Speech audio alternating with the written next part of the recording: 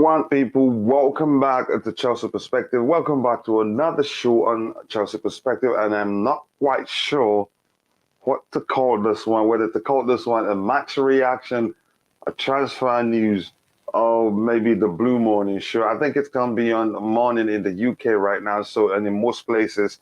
So let's just call it, another show, a particular show on Chelsea Perspective, maybe match reaction, however you want to see it. But we're here for another show, and we'll talk about the match. We'll react to the player performances, and we'll also discuss some transfer, developments that align with the topic we have today, or maybe not aligned. Again, more importantly, good morning, good afternoon, and good evening to you all. I sincerely do offer whatever suits your time zone, and I do hope you're all doing well.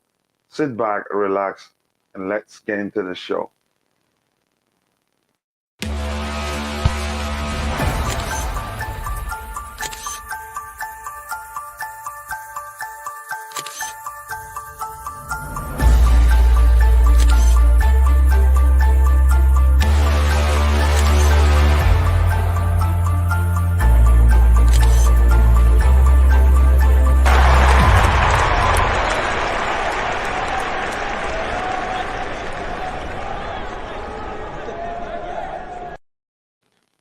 Yes, people, again, welcome back to Chelsea Perspective. Welcome back to another show on Chelsea Perspective. That's the second time I'm saying this, but please pardon me. I wasn't quite sure what to call this particular show, but I knew I had to give you guys something. I was at the stadium, so I was really, really tired by the time I got home. I had to push it to this point. But the most important thing is that we're having a show anyway. And already I have in the house Tobago, the coolest Chelsea CFC. Is my brother. I met him as a content creator. I met him actually as a panelist. And then gradually now he's a content creator and he's become a brother. Tobacco, how are you doing? I'm good, thanks. How are you? I can't complain, man. I can't complain. A nice outing with the family yesterday. We were all at the stadium. I and three of my boys, my wife, my father-in-law, my mother-in-law. It was like a trip, not a serious trip indeed, but it was enjoyable. That's by the way. So we're here to talk about the game again in a bit of transfer, any other development, concerning our beloved club. And as usual, I said these the tradition here. We will start by first of all, talking to the people in the chat, finding out how they're doing because we're family here.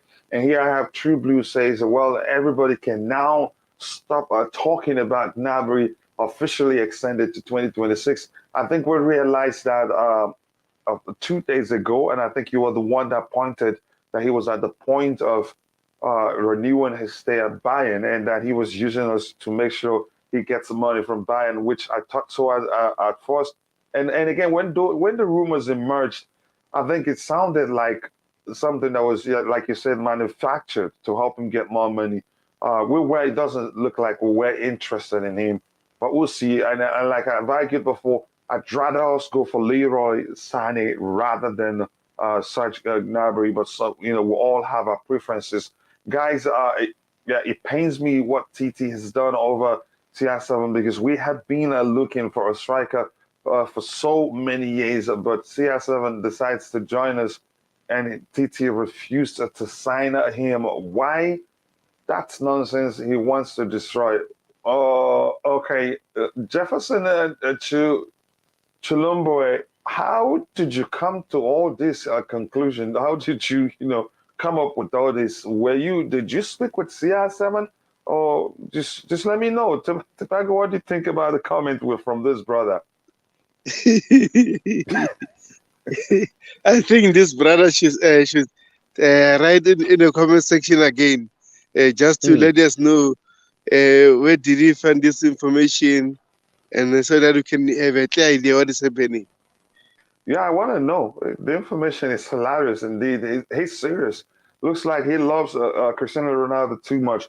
Again, let's be objective here, Beat. The call for Chelsea Football Club to sign Cristiano Ronaldo, majority of the Chelsea fan base that support that move, they're not looking beyond the name Cristiano Ronaldo. They're not looking beyond, the football legend called Cristiano Ronaldo. All they know, some are not even considering the fact that he's a goal machine. It's just because they've heard the name Cristiano Ronaldo. The truth remains, like I've always argued, I know True Blue thinks otherwise. I think he comes with more than just the goals, and the other things that are not the goals themselves would have been more problematic to the manager or would have been problematic to the dressing room. Again, I've looked at his numbers, and I think it was Rodrigo who argued that on this panel. From when he left, from when he was still at Madrid, actually, he was the highest goal scorer. But Rodrigo argues that from his when he joined Juventus, the numbers of the strikers who were there before he arrived started dropping, something as Man United. But those things aren't even the area where I'm concerned about. Even the client who argued we should bring him agrees he has ego. But I don't want to talk about him that much. And again, this is a crease. CMC says, "Oh man, G, this is really about to start. It's 8 a.m. here, and I was about to go to bed, but I just missed the last stream, and I kind of want to stay up and watch. Chris, we love you here. We appreciate all the support and all the love you show the channel. Yes, I know it's EST time, so 3 hours ahead. Again, if you want to get your sleep, bro, you can always rewatch it whenever you're awake. Chris MC, it's Sunday. You can sleep later. That's an advice from True Blue. Let me see if there's anything to read. I just skipped to the very bottom. I am telling myself, I'm just watch the stats. Again, Chris, by the way, I hope you're doing well. And Deals CFC brother, how are you doing? I sincerely do hope that you're doing well, and I hope things are all right with you, brother. Please do let me know. Again, thank you for coming around again. Hey, Just Viola. He says, hey, Coachila and Panel, the queen of the house herself. Yes, we have plenty of the queens, but the main queen of the house is Just Viola. How are you doing? Nice to see you here. I sincerely do hope that you're doing well. Charma yourself says, good morning, Coachila. How was the game? It was a good experience for me, the boys, my wife, and my in-laws. And again, it was brilliant. But again, it wasn't easy because my boys did not stay one place. But still, it was fun for me. And yeah, thank you for asking. I hope you're doing well. One number. It says, Coachila, how would you feel if we get two more center backs and right back and right wing back? I feel we cannot get rid of Emerson. Then we will have to buy a left back. Alonso is going. Yeah, I get the argument. I think I'm for us getting the number of players the manager wants. That's a excuse me. That's how I want to answer that question. So I don't know how else to answer it. Again, let me see. And we cannot let Broya leave. I don't think that happens. You heard. We read Thomas Tuchel's um, statement, but that's no guarantee that he stays. It's just practically the way I interpret it is that he has to show that he can do it. He's done well out on loan, but here he has to show that he can do it. It's as simple as that. I think we stick to the back three long term. Then Mount needs to play as a six, like in this friendly. Yes, again, the biggest team. The big teams can be altered if you get what I mean. Yes, I sincerely do understand. He doesn't have to stick to one single position. Don't worry, I'm chilling here with y'all all. All right, I'm going to skip to the very bottom so that we can, I can come back to the panel. And first, I want to say good afternoon to Bobby. I know it's afternoon already. Where you are? How are you doing today, brother? Yeah, good, coach. Good. What can I say? Yeah. Interesting game last night. Mm-hmm. I heard you shouting when Timo scored. That's nice. Yeah. Yeah, it was a very enlightening game. A game that we're beginning to see some of the uh, possibilities coming out of the new build. Mm-hmm. I think standouts yesterday, apart from Mason's goal, was for the newbies. Ampadu had a very, very good game. made a lot of his case, albeit not really playing under any sort of press. But you can only do what's in front of you to do, and he did that very well. Gallagher, the same thing, and I was surprisingly surprised at Kennedy. But Kennedy, is that him? Sometimes he flatters to deceive, and then when the season proper starts, he has discipline issues. I don't know. And Michi, he didn't do too badly for himself. It doesn't even look like he wants to stay. Yeah, he can, because as I say, as a backup striker, he's always a good option. And if he proves himself to be the striker, that would be very interesting. What we want is goals, isn't it? Ultimately, we want goals. An area that Havertz needs to be very aware of. We don't want to be seeing these misses as with Pulisic again. It's a big season for those two. And Werner, if he stays, because, their finishing really has to improve. Yeah, interesting situation now, but we'll watch them. It's just the first game into the season. I think we'll see how, maybe a much better game from the team overall when they play their next game. But we'll see what happens. And Triblu here says, TT says, Ampadu centre-back is good on a more plus Ampadu and Colwell equal to 6 centre-backs. Enough spend money on the wing backs. That may well be the plan, but we don't know. Let's see what happens. But I'm seeing that the talks are progressing with Paris Saint-Germain, PSG, and PSG and Chelsea Football Club as we push to secure the signature of Presnil Kimpembe. Yeah, we are planning we need another one, if not 2, established centre-backs. Yeah, I mean, Ampadu can move into CDM. He's so versatile. That's where I'd like to see him. Yeah, he's so versatile. And Colwell, it will always be a learning exercise for him. And boy, what a good place to learn for one season. So those two, there's no need for them to go anywhere, but there is a need for 2 new centre-backs, for sure. At least one. So the whole Kimpembe thing, if that's true, that's not unwanted at all. Yeah. I'm going to come back to this comment, and I'll let you know why I want to come back to it in the beat.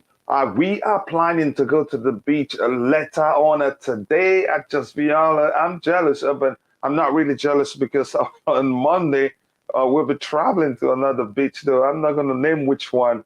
The boys and my wife are going to take just 2 days of break because it's the birthday of 2 of my boys who want to take them. They've always wanted to go to the beach, and we're going to the beach. Hello, everybody. You got this. A big up to you too. Big up to you too. Doc, Clona, Nicofine, nice to see you. I hope you're doing well. And here, the boys played very well, and they were well organized. Again, Club America were much more organized than we were. But I didn't expect too much from our own end because it was the first game of the preseason. Probably some of us, our players, and fit enough. Residence, for instance, was a bit too casual. Again, if you ask me, in his decision making, but you could see the flashes of what he's capable of doing. So these things are very common during preseason games, especially the first of it. It's more interesting to watch how we play going, how we going up better and how we're growing. Okay, better and better. I mean, from transfer perspective and how we play. Again, you can argue that it's not that bad anyway. I said plus 1 more centre back. Okay, decipher, folks. No, I'm not here to decipher. I'm here to read. So make it easy on me. I'm the studio engineer and also the chief presenter. Like the streams, guys. Keep liking the video, please, if you haven't. And do subscribe to the channel if you haven't. So thank you for all the support. Ampadu was so composed. I loved his forward passing well. That is something that I'm not surprised to see. I expected that. Kounde G was really good on the eye. You should see the comment from an individual on the was the automated stream. You should see that yourself. You won't believe he's talking about the same Conor Gallagher. I'd love to see Ampadu as a DM. That's where I want to see him. His press was good at times. And before I go to Tobago to let me know what he thinks about the game, I want to talk about Ampadu. Why I prefer him, at the moment to be playing as a DM for us is this. That's where he has the most, you could say, viable opportunity, to how do I phrase it, to take a place, to be part of the team long term. In the defensive area, I think after the two signings we're still looking to sign, if they come in, I think he find it difficult to get game times as much more he'd get it like he like if that is he'd get in the defensive midfield area because there's a chance I still believe we'll switch it up to play with the lone DM, and I know he can fulfill that role very well. But in the centre back position, he wasn't bad either. You can see he's in actually far fetched from Thiago Silva in terms of his cool headedness or his composure on the ball, and he see how he's able to lead. That's what I love him for. What even in the midfield area or in the defensive area, wherever he is on the pitch, he's always leading, pointing the finger, allotting you to the best place to pass the ball, and he's always open, ready to receive the ball. And his intelligence, honestly reminds me of how Thiago Silva and Koulibaly plays, and his composure on the ball also. I mean, he can lead from the back line. You could tell from what Thomas Tuchel said about him that it looks like he likes the guy. Tobago, I want to come to you. What do you think about the performance of the team overall? Sorry, Coach, I just want to interject quickly. Yeah, go ahead. After watching Ampadu's performance, I was very, very disappointed about the whole De Ligt situation. But after watching Ampadu, you know what? Forget De Ligt. This guy is the business, and he's younger than De Ligt. And he's good enough. Yeah, he is. He's has good enough. I just don't want to hear the story. He's out alone again. Did he even extend? Because he was. I don't know how long we have on this contract. I'm going to check. Yeah, I hope he stays this time because he had 3 loans, and then he played different roles on those teams he played for, and he's so good, man. I wish that he should have given a chance, but again, the coaches are not the same. Maybe the team had other plans and stuff, but this time, I hope he stays, and I pray that he stays. But again, overall, for the game, I enjoyed the game. I was so happy to see. I'm so happy to see the boys playing again, and then it shows that attacking wisely. We need just to brush up our finishing so that we won't be able to. You're really. Yeah, go ahead. Yeah, so that we won't be worried just like 2 seasons ago when we had a situation that we need a striker, and then we got Lukaku, and Lukaku didn't work out for us. So I hope Kai Havertz, Timo Werner, or who's playing as a number 9 need to do shooting drills. Always. Please, because sometimes to put the ball in the net, you don't need to be aggressive. You need to be smart. Just post the net. But again, I won't be worried and then being unfair to the boys. They've been out, and then hopefully in the next game there will be more what you call. They'll score more goals, so that will be happy. But again, I'm happy to see the boys, man. Yeah, I am too. I'm gonna ask you another question. What you are, I'm just. Oh man, Bobby, are you there? Bobby? Man, I think Coach had a network issue. But again, sorry, people. Yeah. Yeah, okay, sorry. I think Coach had a network issue. But again, I will emphasize this. Hopefully, Tuchel is seeing everyone, and then everyone is getting fair chances to play. Also, hopefully, injury of Broca is not bad, so that he can play one or two Tobago, can you hear games me? in this preseason, so that he can perform for us, so that maybe Tuchel can decide whether he'll loan him again or he'll stay in the team. Coach, are you back? Yeah, go ahead. No, I was just adding on a Brocha. Like I think, I mean, I wish that his injury is not that bad, so that he can get his chance, so that he can avoid being on a loan again or selling him, because like we need strong squad. We need a huge squad to challenge for every trophy. So hopefully he will be okay to play on Thursday midnight. Yeah, I agree with you. Liebel says, how are you doing, brother? I hope you're doing well. Liebel says, Gallagher was the most impressive. I know I get your argument, but we all see the game from different lenses. And Liebel, if you were watching, if you follow the automated stream, you'd see a gentleman there who was saying that Gallagher was rubbish. And I was like, going, what game did this brother watch? But that's, by the way, again, for me, the person that surprised me, it's not like I don't know he was a good player. I didn't know he was still, that even after some bad loan spells, that he still be able to put up such a good performance. The person I'm talking about is Ethan Ampadu. He's the person that surprised me the most.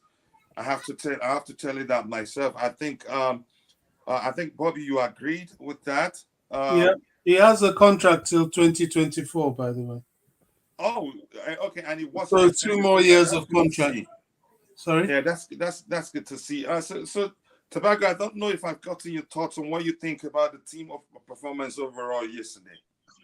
No, I've just talked about it. Like as I said, I'm happy that the boys are back, that they're playing, and then hopefully we'll brush up our finishing, because like that's my little concern about finishing, because like we had issues last season and the other season that our boys sometimes they're too soft just to finish the goal, so they don't have to be aggressive in the penalty area.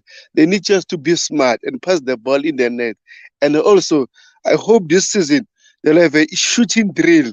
Is either before the training or after the training, I don't know, so that they can be able to be relaxed in during games. Because like I saw the chance from Kai Havertz, Gallagher passed him a good pass, and he should have passed the net. But again, the sword went on top. So hopefully, Kai Havertz and the others can work on that. Here's the thing, I wouldn't actually panic at this point. It is the start of preseason, and believe me, I think Yes. we'd see a much improved performance in the next preseason games. I wouldn't think about this too much. Yes, the missed Kai Havertz missed a sit. I think Batshuayi missed a one-on-one, which I was thinking was off, but the flag didn't go up. The flag stayed down, and he missed it. That was when I said maybe this guy himself don't want to stay at Chelsea. And I think Thomas Tuchel has actually given him the chance, to play, because I think he went on loan to Dortmund. I don't know. Correct me if I'm wrong. He was under Thomas Tuchel, and maybe he's just giving him a chance because he trusted him. He did quite well in that loan spell at Dortmund. But that's by the way. For me overall, it is a good performance. Actually, I've seen worse first games in preseasons. I've seen worse performances in first games and preseasons. So the gentleman I was talking about, who was saying how Gallagher was average, he was give the ball away too much. This is very common during preseasons.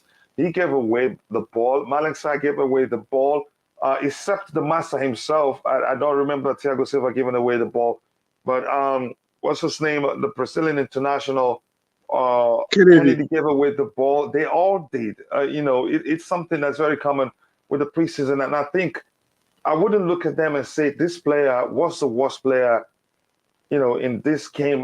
But you always find a worst player if you're looking for one. Because even Marlon Sa himself, that was the last ditch a tackle that he made, that stopped us from conceding a goal. So again, I'm going to bring it back to Ethan Ampadu. For me, he's the guy. Yeah, I would say He's the guy, that surprised me the most, even though I knew before time he was a good player. But the manner at which he was able to execute that, center back role, the leadership role, you could argue, yes, Aspi was on the pitch with him then, but he's a natural born leader. He's got it in him. He will point and go that direction, go that direction, or come to me. He never panics, even when the ball is. It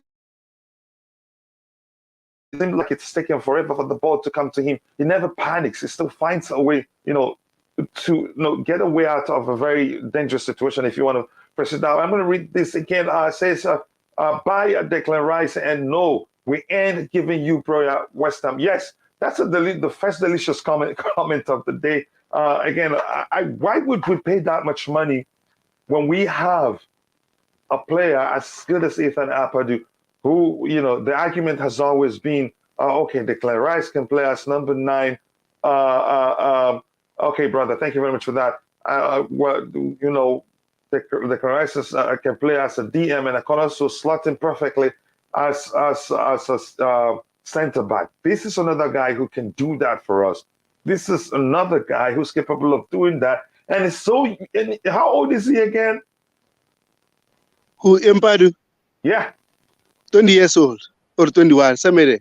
2021, even if it's 22, if you see him playing, you think he's in like 25 or 26. That's how good he is. Why hasn't this guy been given the full opportunity he deserved at Chelsea Football Club? That's one of the things that's annoying me. If not because my other systems to the right again, I started acting up. I needed to ask those in the chat what they think about this guy. Yes.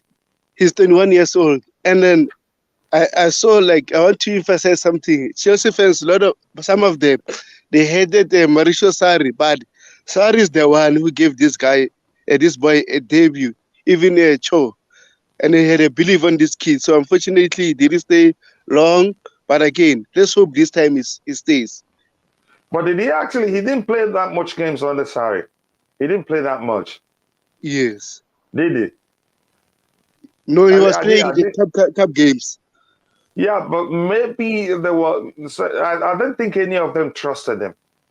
And if this guy now was playing for one other club somewhere, you'd hear our fans fighting, clamoring, go get him, pay a $3 billion amount of money, get the kid, blah, blah, blah, blah. The kid is good. Why aren't we, why we should just keep him? I'm not sure what's going on here.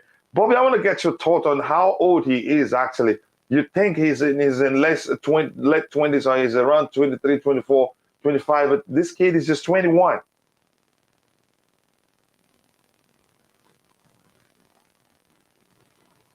It looks like whenever you use your phone, it's usually difficult to unmute. So it just seems as if the person needs to travel some distance to unmute their phone. So while we wait for Bobby, I'm going to try to catch up with what we have in the chat. I had to shut down some. Coach. Sorry, yeah, Coach. Go ahead. Yeah, so what was your question? The question is, if you see how he played yesterday, and when he plays for Wales too, or when on his day you think he's approaching 30, and it's easy to forget that this guy is only 21. I haven't forgotten. As I said, I used to watch a lot of the youngsters at Cobham, and just before we had the pandemic, Ethan, who came in a little bit older than some of the youngsters. I think he was 16, 17, that sort of age when he actually started, but still straight into the academy. And he always had promise. He is. I've seen this comment about Declan Rice. To be honest with you, I'm not sure we need Declan Rice right now with Ethan. We can quite simply sit it out and wait till next season and give him this season. I'm quite confident to do that. However, it would be good to play him a couple more preseason games, move him up a little bit. I saw that they tried that pivot with Conor Gallagher. I don't know why Tuchel insists on trying to put him there. And I think I have a theory, but go ahead. Yeah, it kind of takes from his game, but I understand it. Connor's another flexible guy, another Chelsea boy. He will fight for any position he has. But that CDM that we've been looking for is right on our doorsteps. That's Ethan Ampadu. It has to be. 21 years old. He's at the age of breakthrough into the first team squad, and he will get some games. No doubt about it. He will get some games. We still need. I'm telling you, if Chelsea can manage to get Kimpembe and Jules Kounde, both of whom maybe have their weaknesses, but certainly have their strengths. I think defensively we're back sorted, to be honest. We don't need any midfield reinforcements if we shift Ampadu in there. And then maybe all we need to focus on are outliers. Do we need a left and right wing back reinforcements? I'm not sure. Colwill, can he play wing back? I don't know. We need to see that. Certainly we've seen Kennedy on the right wing back situation. I don't know about Kennedy defensively, though. He might need a bit more. But it suddenly doesn't look as desperate as it was.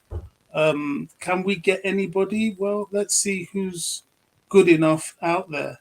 But I'm telling you, getting those two new centre backs will definitely put us in a more stable situation to face the season. Yep. Yeah, I honestly do Bobby. believe that. Tobago, you wanted to say something? Go ahead, brother. Yes, I wanted to add something about Ethan Ampadu. Mm. Like because like I've been following him from Leipzig, and then I think it's Sheffield United, if I'm not mistaken, and then he went to Valencia from Italy. And but I loved him more at Leipzig because like he was so good there. And at Valencia, they loved him because like he was so versatile, and then they were so sad that he's going, and then they can maybe buy him again because like this kid is good. And sometimes we don't need to buy. Like I know Rice is a good player, and this season is too way expensive for us to get him. For this season, we should just use our own players, and we should trust this kid because like this, you know what? This year we're going to develop you, and in coming seasons, then you're going to be the main man. So hopefully, this time will stay. Yeah, apologies. Coach, I hope he stays. I hope he stays. Again, I hope he stays. I've said it like 3 times. I'm gonna try and catch up with the chat and now come back to the panel. We have 95 people watching and we have just 29 likes. People, please, if you're one of the if you are one of the mods, keep reminding people to like the video and also subscribe if they haven't. There are a few people that I want to make mods actually, but I don't have access to the YouTube proper because if I try now, it will freeze my screen and I'll try have an issue. I don't think IBZ is mod yet, but I'll take care of that. I've read this. Thank you very much for that. True Blue says full Welsh international since 17 years. That's to show you how good this kid has always been. There's no question about his talent. I think we're the one taking the risk. We're the one taking the risk, and at this point, I think he understands how good of a player he is.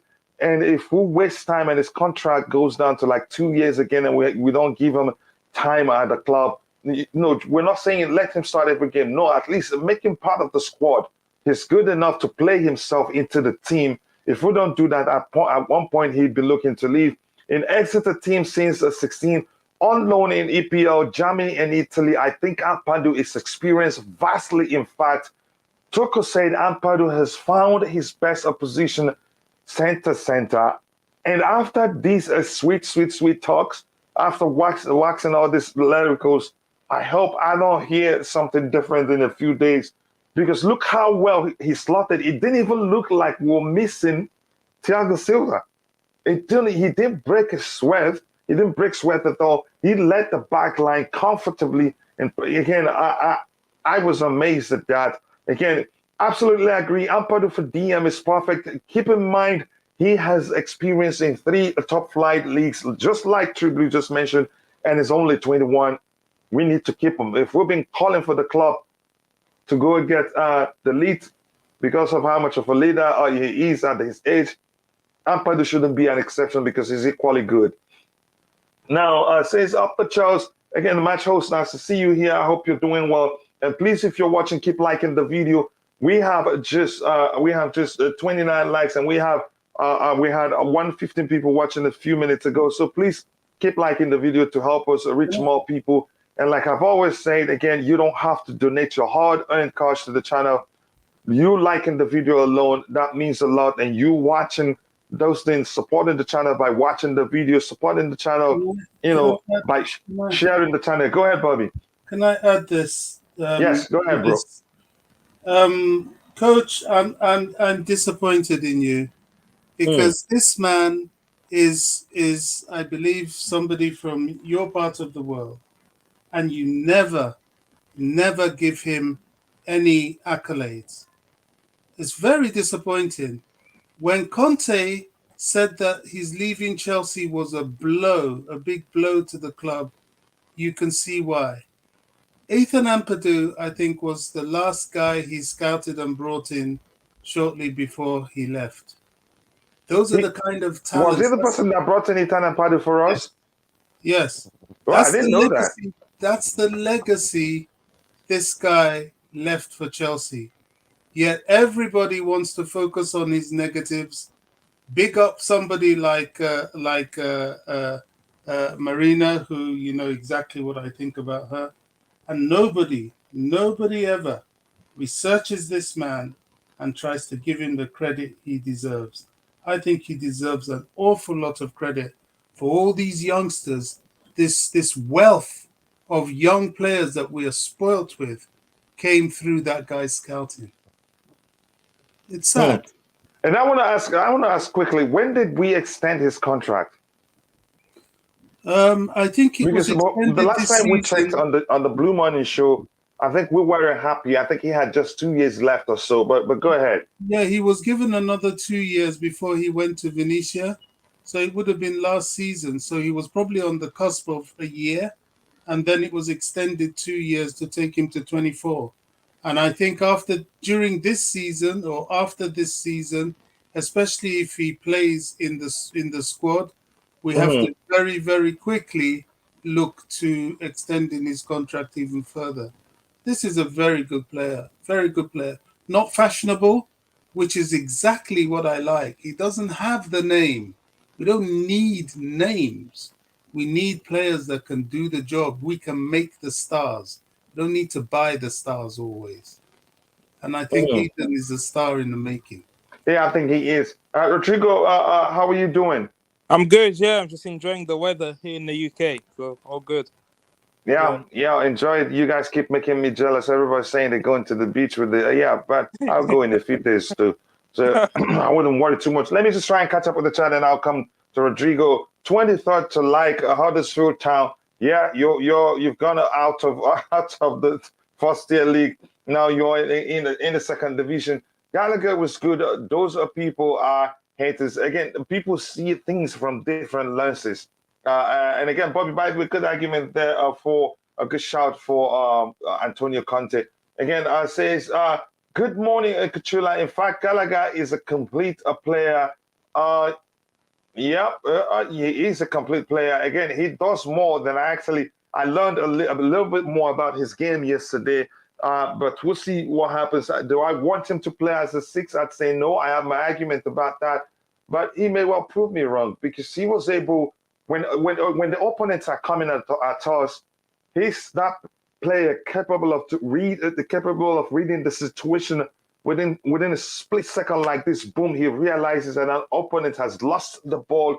He comes in, swoops in, and takes it from them, puts in his leg, and he's never afraid to stick his leg in. And that's one thing I like about him. Maybe there's a chance he could mold him into a good 6 or into a hybrid 6 because he wasn't that bad in that position yesterday. He did quite well. Havertz should not be our 9 when there's Werner and Broja.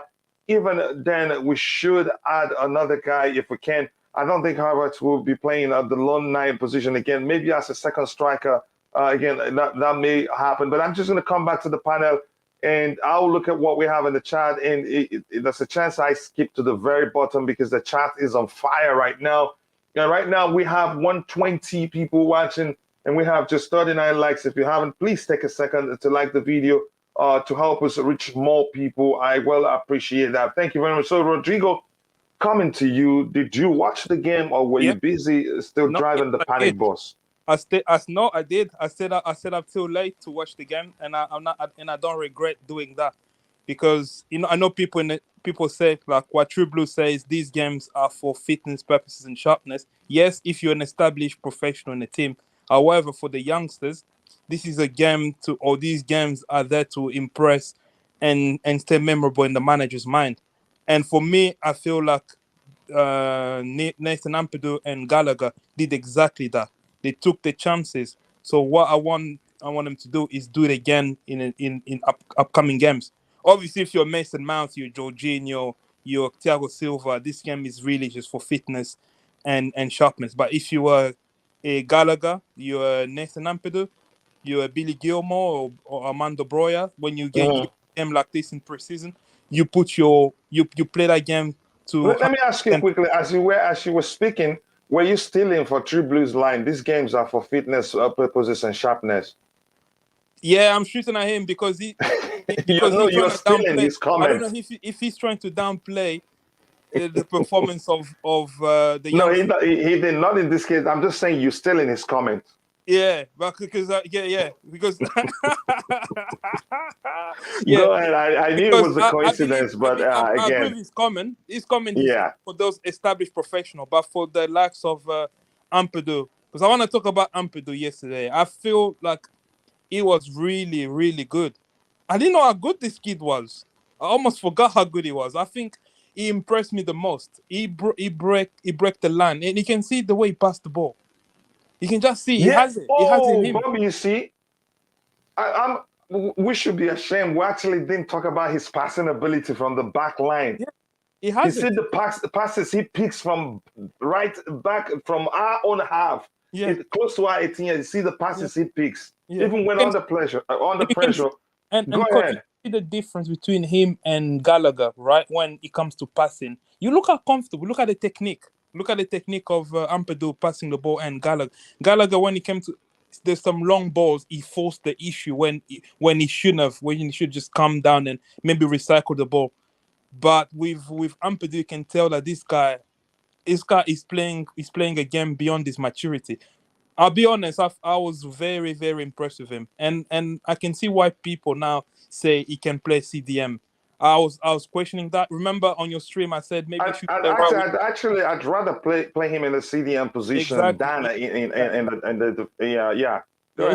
If you remember one of your streams, I said maybe you should play right wing back because I was ignorant. Now I've seen this, and then that I went back and remember, said, no, this guy, he actually has it. Some kid don't have it, but he has it. I think I was very impressed, and I was also impressed with Gallagher. To play alongside Ross Barkley is not easy, especially in a double pivot, and he stood out the most. And he's very. What I liked about Gallagher yesterday is interception. He read the game. He read danger. He knows where danger is going to be, and go and put the fire off. That he was good. But for the two, I think Ampadu, for me, we can't send him on another loan. He has to stay here. He has to stay indeed. He has to stay. Bobby, just quickly, I want to get your thoughts on his passing ability. Oh my word. And here's the thing. I think 90% of them were on the carpet. Yes. 90% of them were on the carpet. That was just beautiful. That was delicious. In fact, delicious to see. Bobby, I want to get your thoughts on Ampadu's passing range. Yeah, I mean, he was putting in diagonals. He certainly has a better passing range than Christensen, and Christensen was getting plenty of game time. The argument may be, okay, it's the first game, and there was not that much pressing on him. But the fact is that, one, you can only play what's in front of you, and two, this is how he's been playing. He's been doing it for Venetia, and he does it for Wales when he plays CDM for the national team.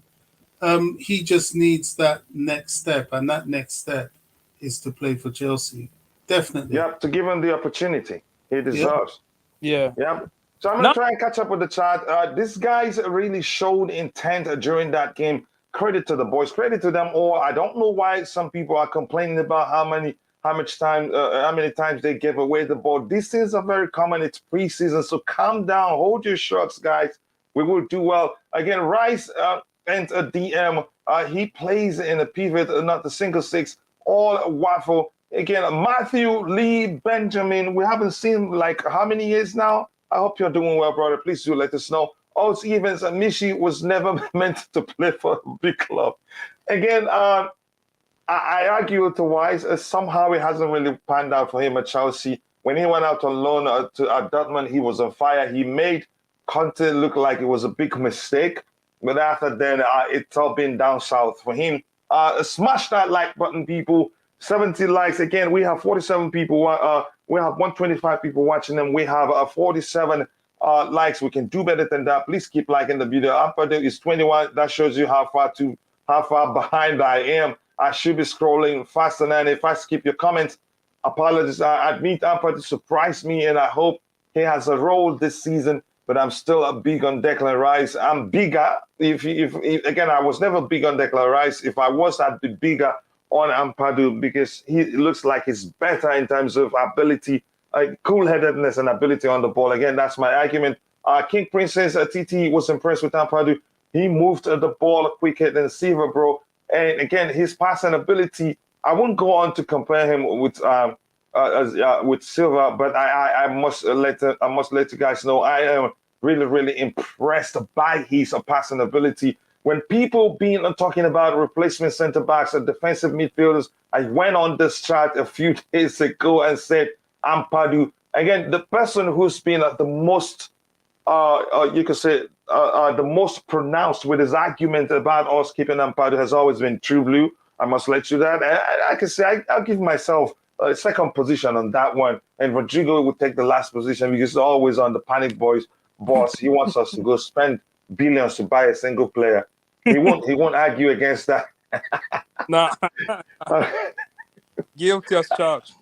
Yeah, I'm just kidding. Ampadu is a beast. I hope he stays. I hope so too. Rice next season, I reckon that we can get him for 60 million. And I want to ask you this: forget about all the argument that Rice is the Chelsea kid. He wants to come back to Chelsea. Show me the video where he said to you he wants to come back to Chelsea. I think he'd always look where he'd get the chance to play. Last season, I argued, and I think it's a bit still like that this season at Chelsea. I don't see him coming up to Chelsea because we're packed.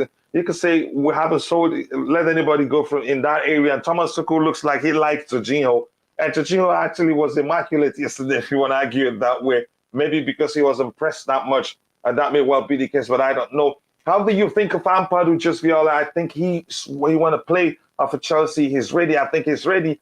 Maybe next year we will have more bargain power since this is our first time under new owners. Maybe target our players don't count us because they think we are new. I don't know how to digest this theory there, but thank you anyway, brother. You know I love you and I respect you. We have 33 people watching and we have 52 likes. If you haven't, please do take a second to like the video and subscribe to the channel if you haven't. Thank you for all the sub. Backup wingers, Lee, we don't use the language of backup. We need a competition. We need competition for Reece James. We need competition for was Benchua, whom I think he looks good. He looked good yesterday. I'm not too concerned about him not being himself after returning to injury, but there's still time to come to conclude on that. I said Ampadu should be in our squad 2 years ago. Yep, I said that. And here's my brother Oaks from the Green Talk, one of the biggest Chelsea YouTube content creators here. He says, thank you for helping us live from the game last night. Your energy level is something else. I need to know your secret. Thank you, bro. Thank you for all the love. Again, if you haven't, all the support and how you've helped me since I started this channel. If you haven't, please take a second to go check out Green Talk. Check out also Global Fans channel, another of his channel, and make sure to subscribe. Please, I'd be I'd be glad. I'd love it if you tell him that I sent you. So thank you, Oaks, for all the support and how you've helped me. I appreciate that. Ampadu was one of the best performers in the Serie A last season. I think Venezia actually wanted to keep him. But that's by the way. He played in a poor relegated team. Some people judge him for that, unfortunately. I've been beating the drums of Ampadu. Yeah, maybe we have Ampadu boss now, but the way he's clamored for it since he started coming to this channel, I'd say the boss driver, Ampadu boss driver is True Blue, so he takes that one. I'm going to come back to the panel. Let's start with you, Rodrigo. What formation did you really think we played yesterday? Because I want us to reconstruct the team, the structure, before we start the rating. Rodrigo, you there? Hello, if you're on the panel, can you guys hear me? Sorry, yeah, my mic. Yeah. Sorry, what was the question? The question is, what formation did you guys think we played yesterday? I want to show you guys this. I tried to look at it. It confused me even further, but I'm going to show you. But I knew it wasn't something similar. Maybe because I was there myself. The rush in my head, I couldn't tell really. But go ahead. What formation did he play yesterday? And what the heck is this? I love this app, but what the heck is this? No, it wasn't like it wasn't like I laughed so hard when I saw it. I was like, what is this? How about maybe instead of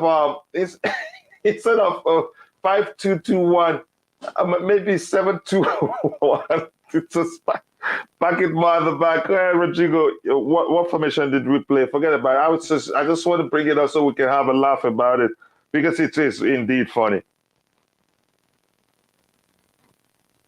Yeah. Rodrigo, you there? Or should I move on to someone else? To someone else. I think my internet is playing up. All right, no problem. Tobacco, coming to you. What formation would you say we played yesterday? Do you believe 3-4-3? Yeah, 3-4-3. I think that's what it is, or 3-4-2-1 actually. Because did we see much of 3 at the final? And if you're on the chat, please let us know what formation did you think we started the game with that, because I think it changed. Not sure when it changed, but I think it changed too. If you're in the chat, let us know what formation did you think we played yesterday. I want to hear from you. Okay, let me see if we have any input regarding that. Bobby, are you sure of anything like that? I think it's saying 3-4-3 on the club's website, but I don't think the application was a 3-4-3 yesterday. We'll see. I'm not sure really. Like the video. Yes, Matthew Lee Benjamin says like the video, people. And if anybody asks you to pay, tell them Matthew Lee Benjamin had already paid for you. You don't need to pay again. So thank you for all the support. I appreciate that. Says Havertz ghosted in the game. Yeah, I think it wasn't his best. Again, it's just preseason. It's just the first game of the season. Let's see. Likely we will be so fluid with no real number 9 except Broya. What do you think about our tactics, our tactic preference next season? It's too soon to say what tactics the manager is going to deploy mainly. If you ask somebody like True Blue in the chat, he'd tell you there's a chance we'll stick with the 3 at the back system.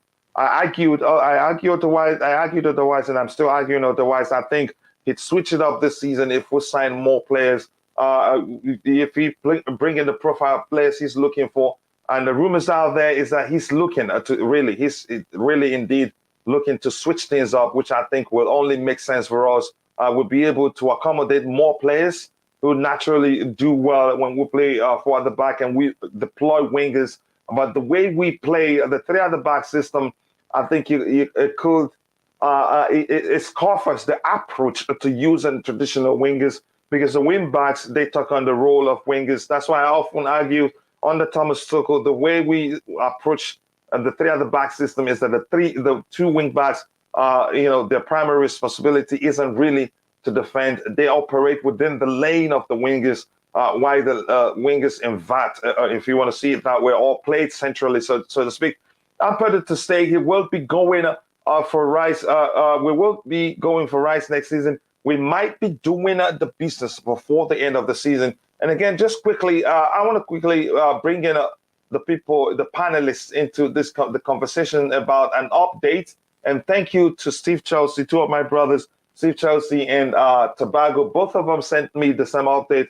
That's how we operate here. We operate like a family. And I'm sure whenever I'm Tobago's show, I usually like to ask him if I want to be in the chat. I would, update you if anything comes up. But here's what this is saying here. And Bobby, I'd like to bring you in first. It says Jules Kounde is very close to being transferred to Chelsea, except for radical change. The English club hopes that the agreement will be closed next week. Xavi spoke with the player and convinced him to go to Barca, but Chelsea bets more strongly. Again, that's why I think a few days yesterday, actually, some people were saying something similar to, again, he's going to join Barca, he's never coming to us.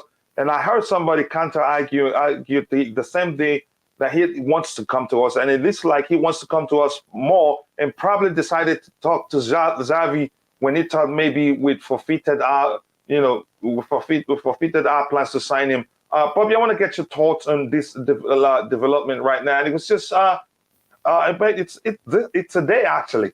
So your thoughts, Bobby? Yeah, I mean, this is partly why I try to shut down on transfers and all the talk, will he, won't he things.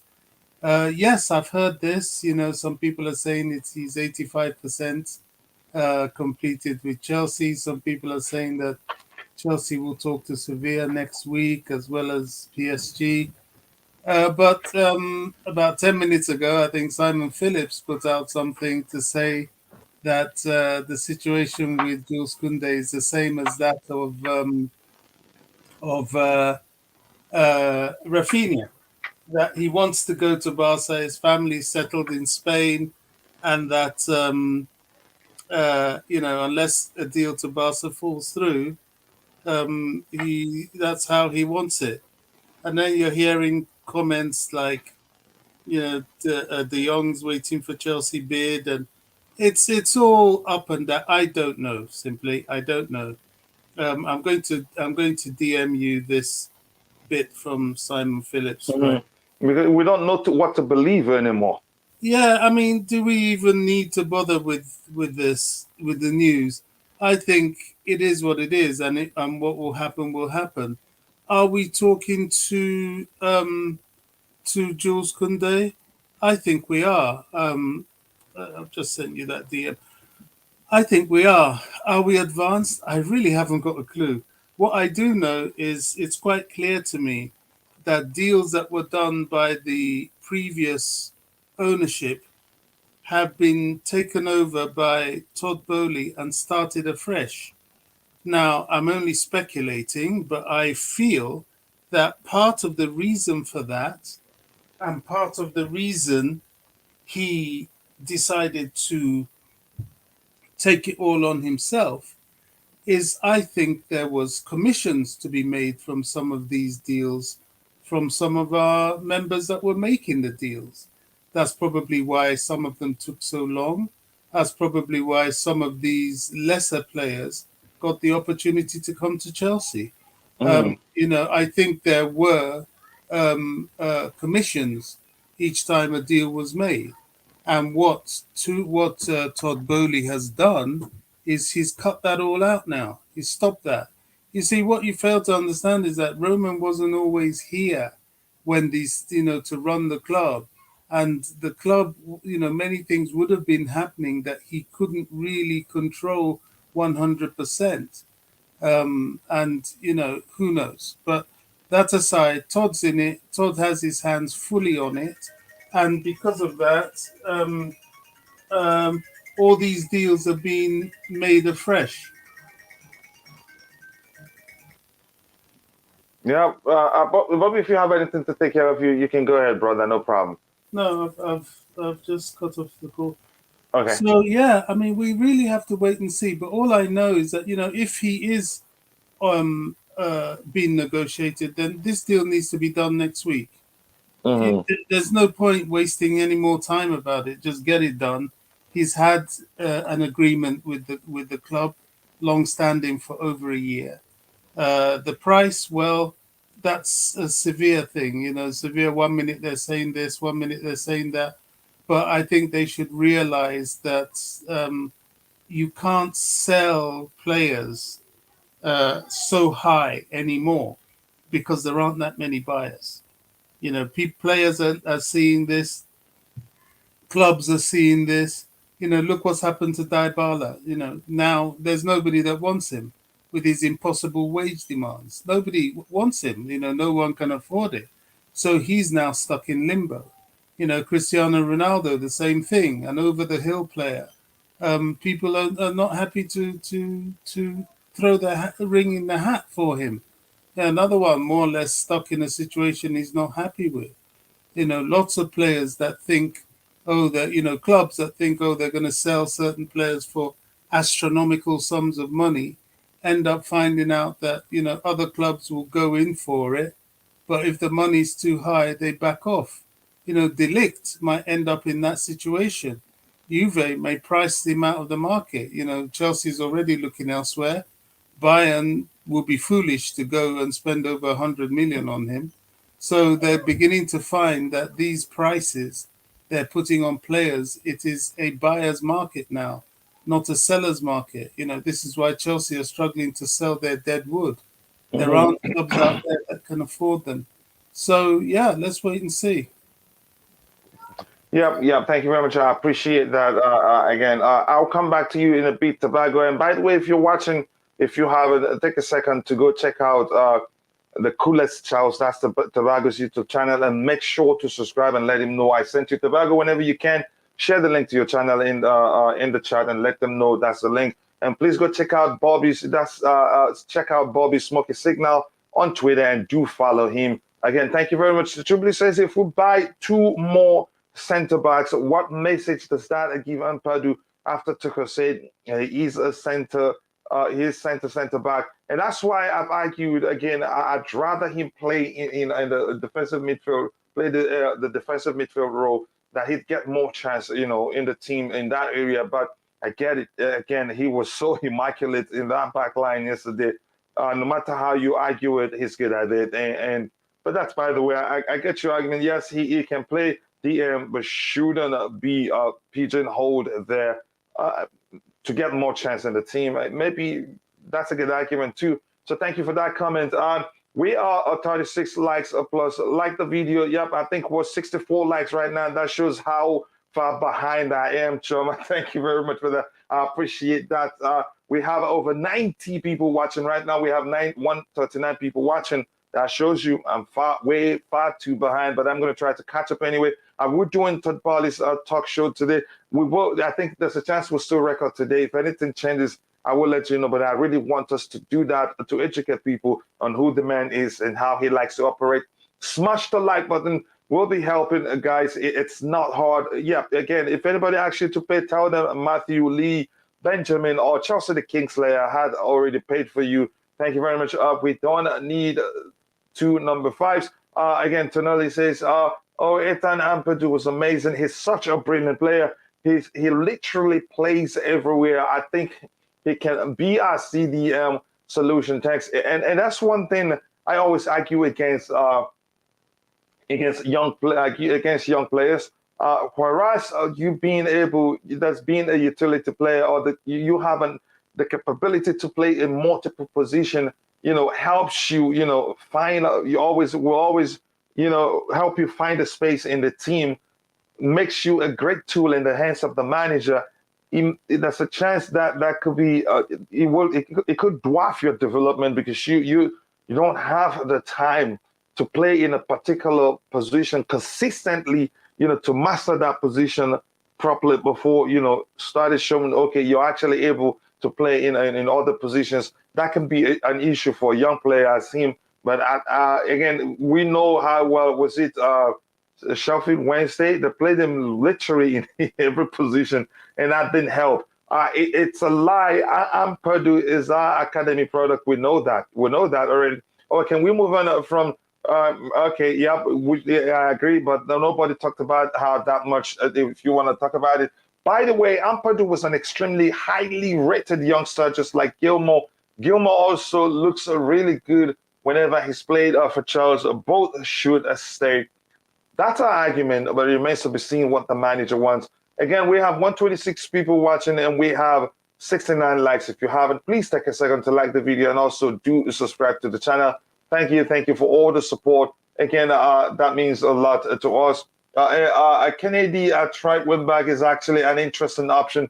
His shooting and dribbling can be troublesome for opponents defensively, but I think sometimes he overdoes it unnecessarily. He overdoes it. Sometimes it can be too selfish for me in the final third.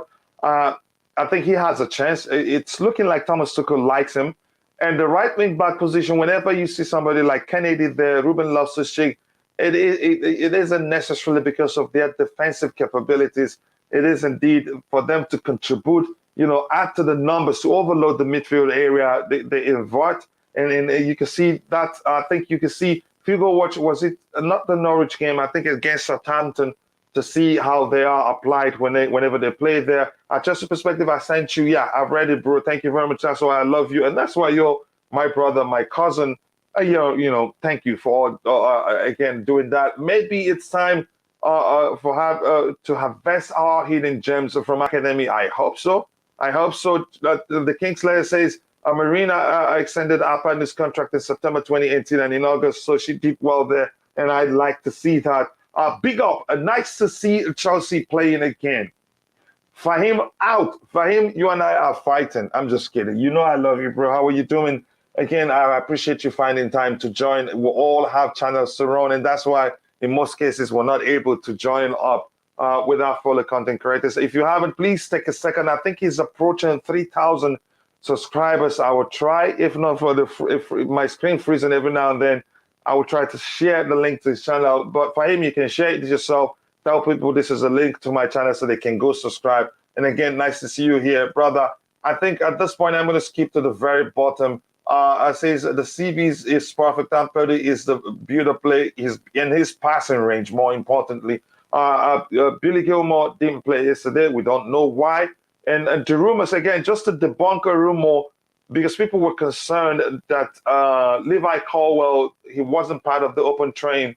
And then we learned, I think he had a knock.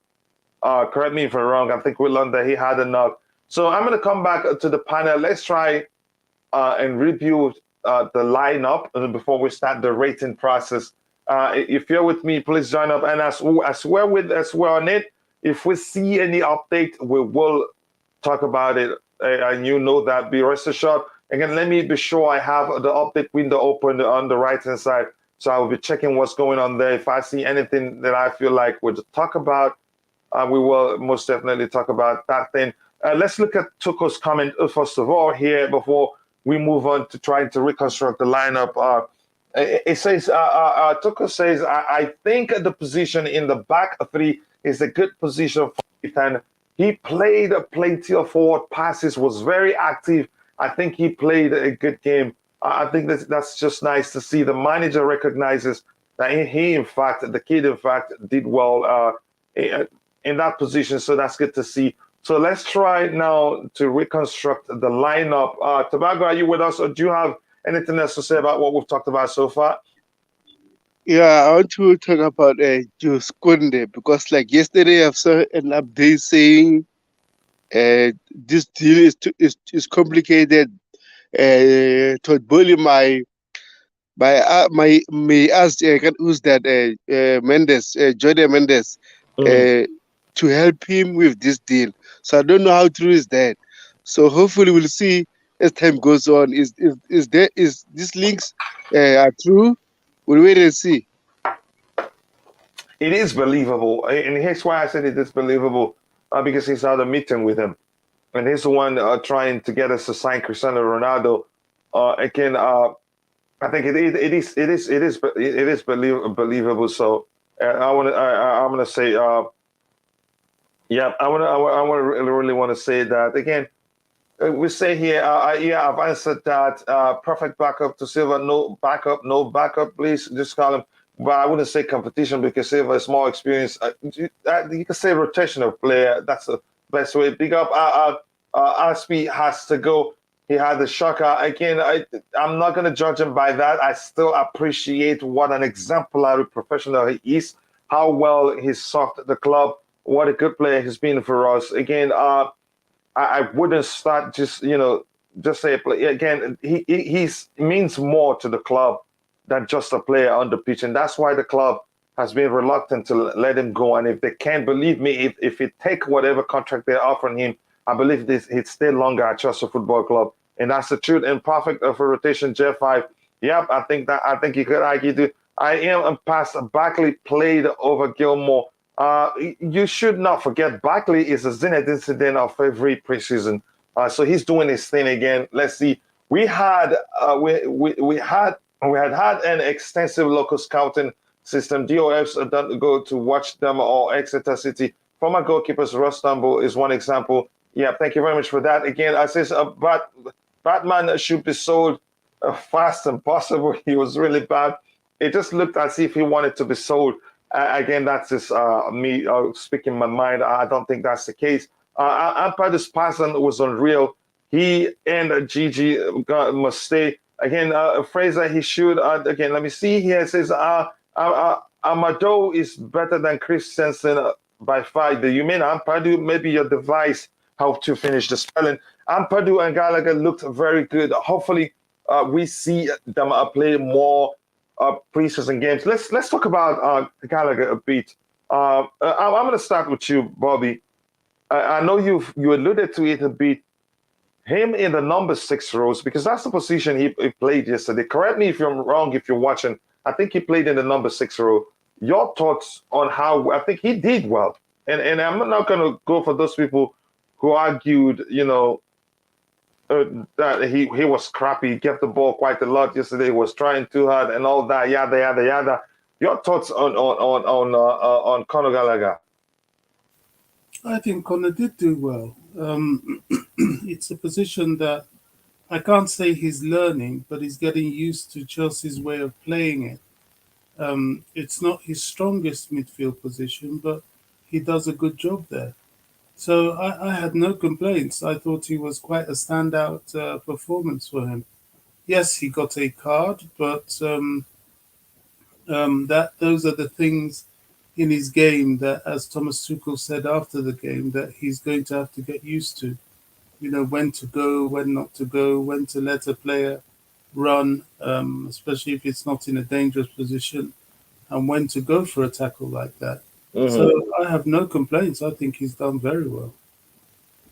Yeah, he did quite well. Yeah, in that position yesterday. Again, I've been one of those that argued I don't want to see him as a 6, but it looks like he did well. And I realized actually he has that instinct. There are some players who are very good at the slightest, misjudgment and calculation of the movement of the ball by an opposition player. There are players who are able to read it and then pounce on it and take the ball away or maybe poke it away from the player. He did that on multiple occasions yesterday. He took the ball away from the Club America guys on occasions. The ball you think that the Club American guys will still get it. He's never afraid to put in his body. That's why maybe if Thomas Tuchel think he fits in one of the 2 6s, I think he'd be able to do that with his so much energy. But I think that the only thing that would take away from him, I think he gets less goals because the closer he is to the final third, he often gets into the box and will get you more goals. And my brother, CFC Fahim, says Ampadu and Gallagher looked very good. Hopefully we see them play more. Again, I think I've read that. I hope that happens. I sincerely do hope that happens, and I'm serious about it. People crying for CM. It's not CM. We need a DM. Gallagher, Kovacic can provide a CM. That's the truth. Blue is the color. TT should make use of our lads very well. Please don't forget the good work that N'Golo Kante did for the club. I will not forget. I'm not one of those. I don't even want us to sell him. I said that Cesar Spilicueta is an exemplary professional. N'Golo Kante is an exemplary professional plus. That's who he is. So if you understand what I mean. Tobago, your thoughts on Conor Gallagher, the position he played yesterday, and what you think. But before you come on, the poll that asks, do you still think Kounde will come to Chelsea? 57% says yes, and 47% says no. Tobago, you can now come in. Okay, to be honest, I think Thank you. Thank you for saying to be honest. You don't want me asking you your ID. Go ahead. okay, Conor Gallagher played well yesterday, and then even Tuchel talked about him, said he loved his work rate, and that's what I love about this kid. You put him everywhere, he'll give it his best. So I loved watching him. So hopefully we can see more of that. But I was happy with his performance. Yeah, I am really. I'm happy with his performance too. Again, he did for me. Yeah, he gave away the ball, which is it happens. This is the first game of the preseason. It happens. It's very common. There's hardly first game of the preseason where you then see this type of things happen. We again, we're crying out for a DM, but Ampadu is right there. That's just another way to argue that. Let me see if how quickly I can catch up the chat, or maybe just scroll to the very bottom. Let's start the reconstruction of the lineup. Right now, we have 118 people watching. We have 79 likes. It's just 21 more to get to 100 likes. Let's shoot for 200 likes by the end of the show. If we sell Alonso, Aspi, Bashiraya, Barkley, let's say 10 million each, that's a 40 million plus. Apparently, Broya for 30 million. I still don't think we're selling Broya, although Thomas Tuchel's statement on Broya is open to or for interpretation, but I still see that's a chance. It depends on how well he does during the preseason. And I'm hearing that we haven't spoken to any of those clubs that have shown interest in securing his signature. Couldn't agree more. It's embarrassing how much we pay him each week. Who are you guys talking about? Bring me into the conversation. I'm jealous. I know you're talking about one of our players that we probably. So right now I'm going to skip to the very bottom, and I'm sorry if I miss enough your comment there. Bashrai is doing everything to impress Toko. Yeah, you think he's getting it right? He got the link up play. Well, yesterday was, again, we don't know what Thomas Tuchel is going to do. Wahab Abdul Rauf says, good afternoon to you too, brother. I hope you're doing well. And by the way, let's see once Koulibaly comes in, but still think 3-4, whatever. That's another argument. Yeah, even if maybe if Koulibaly comes in, it changes, but you're still confident it's going to be still three at the back. Bashrai is doing everything. Yes, I've read that. Again, I'm going to scroll to the very bottom. If I skip any of your comments, apologies. I will try the best I can to read your subsequent inputs, except if I see somebody I haven't spoken with.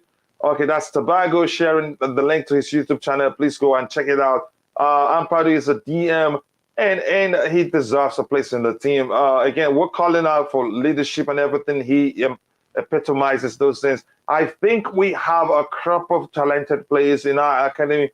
All we need is to get a roadmap of introducing these young players into the senior team instead of always going out to spend money for players. Again, I do believe there's already a roadmap. It was stupid if there isn't any. I think that there should be something in place that says, okay, this is how we bring in players, and this is how many will be looking, number of players will be looking to integrate from the academy. We'll be looking to integrate into the first team every year. It wouldn't make sense if you don't have a path. Then you don't have a good plan in place. Again, I'm going to skip to the very bottom. Thank you for all the competitions, contributions in the chat. But unfortunately, I can't read them all. Otherwise, we'll keep reading until the end of the show, and we will not get anywhere. So we're going to start constructing the lineup right now. Again, I think you've spoken about him. You've spoken about his position. I wanted to ask the chat something, what they think about the guys, his best position. But that's by the way. So let's try and reconstruct these. Tobago, are you with me? Yes, I'm here. Yeah, and if you're in the chat, let us know what was the structure. Is it 3-4-2-1? Some say, I know the club's website says 3-4-3, but I don't think it was a 3-4-3. Correct me if I'm wrong. If you still think it's 3-4-3, you let me know. Tobago, you there? Yes, I'm here. Yeah. on the website is a club website is 343, but again, you said it's 3421. And there's a chances it's 3, 4, 1, 2. It's hard to understand. I'm going to ask those in the chat to help us. Again, let's just reconstruct it about at the moment. It doesn't matter whether we get the structure right or not. We're here to rate them. Again, let's see who started. Kepa started here, right? While we're doing the in the reconstruction process, if you haven't, again, 116 people watching and 82 likes, just 18 more to get to 100 likes. Let's shoot for 200 by the end of the show. If you haven't, please take a second to like the video and also do subscribe to the channel. I can't not thank you guys enough. You guys are absolute legends. For 82 likes already, that's not easy. So Kepa Arrizabalaga here, and here is Uncle Thiago Silva, right? And here, cousin Chalobah. Chalobah. His name has an H, right? Correct me if I'm wrong, Tobago. Yes, it's an H. H at the end, right? Yes. Okay, thank you very much. And here it was, who was here? Sa. Okay. And the two guys in the middle here, was it this position? It was. If you're inside, correct us if we're getting it right. It didn't, at one point, it didn't look like it was we used 2 6s. I don't remember, but I know Gallagher operated there. He operated deep, didn't he? Are you there, Tobago, or are you guys slipping off on me? Yes, I'm here. On player 7 was Ross Barkley, and then on player 5 there, player who? Yeah, it's Ross Barkley there. So Barkley here, I think it was Barkley and Gallagher. Yes. What's that? If you're in the chat, let us know if you don't think this was the structure. I'll be glad to know. It's Gala. Yeah, I've misspelled his name on occasions, and I don't want that. Is that spelled correctly? Double L. It's double L. Yes. Is that it? Gallagher. Yes. Okay. Yes. So the 2 6s here, and here we had Kennedy here. Wasn't it Kennedy? Yes. And here we had Ben Chilwell. Yes. So as we're working on this, if you're in the chat, let us know you think otherwise. Please, we'd like to know. Chilwell, how do you spell his name again? That's like this, Ben Chilwell. I don't want True Blue or Just Viola in the chat. Shame me anymore. Shame me publicly. Even True Blue says, what did I spell wrong? And he said in the chat, oh, no. I think I had, instead of when I asked keep or sell, and then I leave the options as yes or no. And True Blue said in the chat, it should be keep or sell, not yes or no. But that's, by the way, 2 8s. Let's look at it. Yeah, let's look at it. The 2 8s. Who were they again? Callum was in a do. Callum was one of. Yep, you're correct. On the left, one of the 8s on the right. On the left, right? It was on the left side, sorry, predominantly. So it's correct. The 2 8s. That's in there. Capital O, please. And the second 8, Kai, right? CH. Oh, it was Ziyech. Yeah. And who was the number 9 then? Kai Havertz. Kai, you could say. Yeah, correct. Okay, let me see here. Just 1 second. Let me bring in the driver. Let me bring in here. Here you said Havertz. Let's just leave it like this. Even if we don't get the structure correct, again, I think we're fine.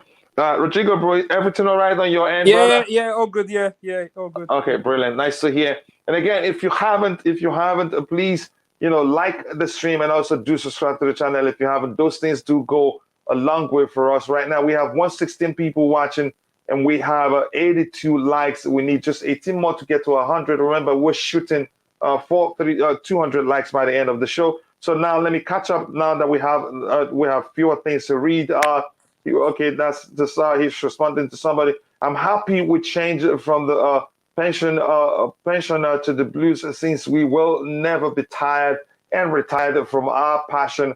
Come on, Chelsea. Yes, I get that. Thank you very much for that comment there. Getting a striker will make our front three attack sharp. It doesn't matter if Tuchel plays a striker or not. We need a striker. Hoping on Kai to do all the job won't work. I don't think Kai will be playing predominantly as a number 9 this coming season. I think the more fluid it is, the more comfortable Kai will be. Will be able to participate in the play up there. Again, even him starting as a number 9 doesn't mean that's his role. He will always drop deep, but I'd rather play him as a second 8 or. Yeah, Mason Mount's goal. It was a delicious goal. I loved it. Again, it's some players like him with his ability to pull out that rabbit out of the hat to help us win game, because these guys actually had a chance. They had the chance, to outscore us, but I think they missed two. Or again, it was a good game to watch. Coachila, I stopped shredding you. You haven't. This is you see how you've even phrased it. That's even more dangerous when you talk about it like that. So it was shredding. It wasn't actually you trying to help me and shaming me mistakenly. But that's, by the way, I love you. Thank you very much for all the support. I appreciate that. Please, anytime, whoever that's in the chat, feel free to correct me. I'm a human being. I don't know everything. We're here to learn from each other. I think we need more players with experience to bring competition internal in our squad, since we have many talents and growing players now. Balance is key, so I agree with that. I'm going to come back to the panel, and I think I don't know. You talk about. I want to start with you, Rodrigo. Talk about Kepa Arrizabalaga's performance yesterday.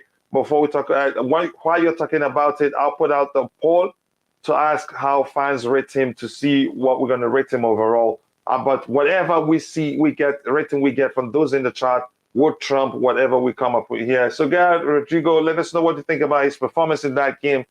And I think it was a solid. How you think we should rate him and why?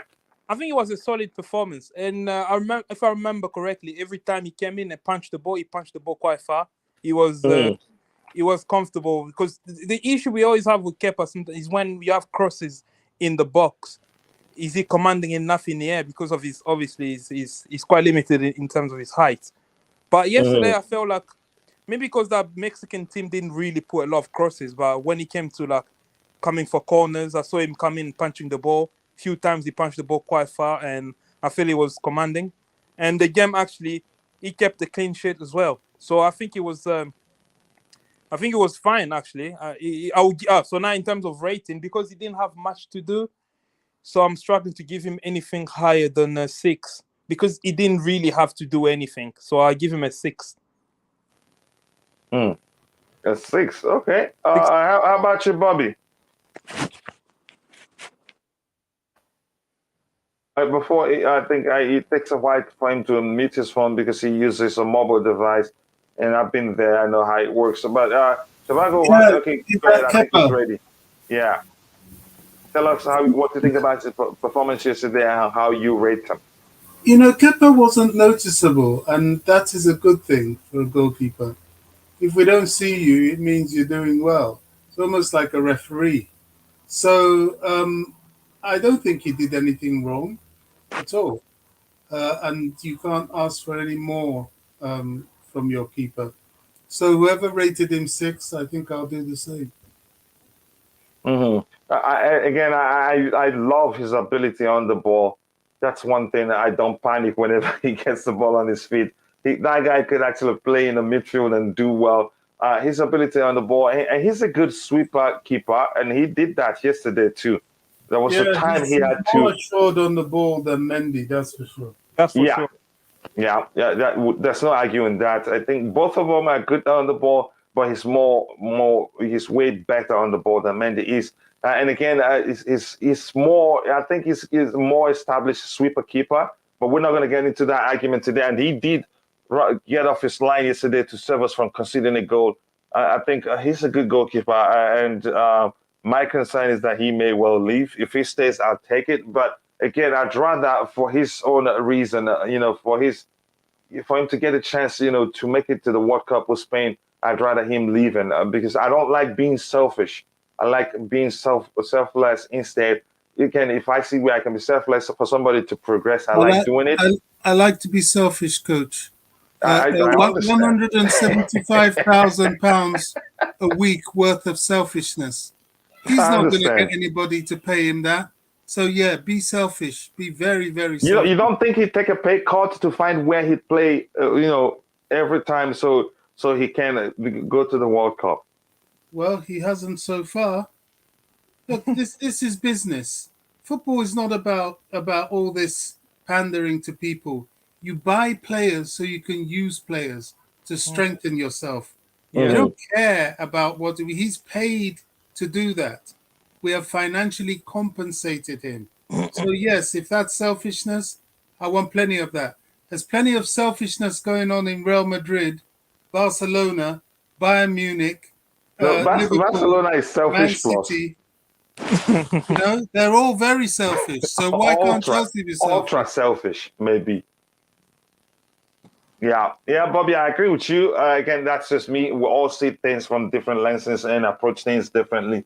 Again, but thank you. That was a delicious response, I must say. I think we need more players with experience to bring competition internally in our squad. Again, I think I've read that that on goal was Bettinelli's fault. Don't blame Aspili or Rhys James.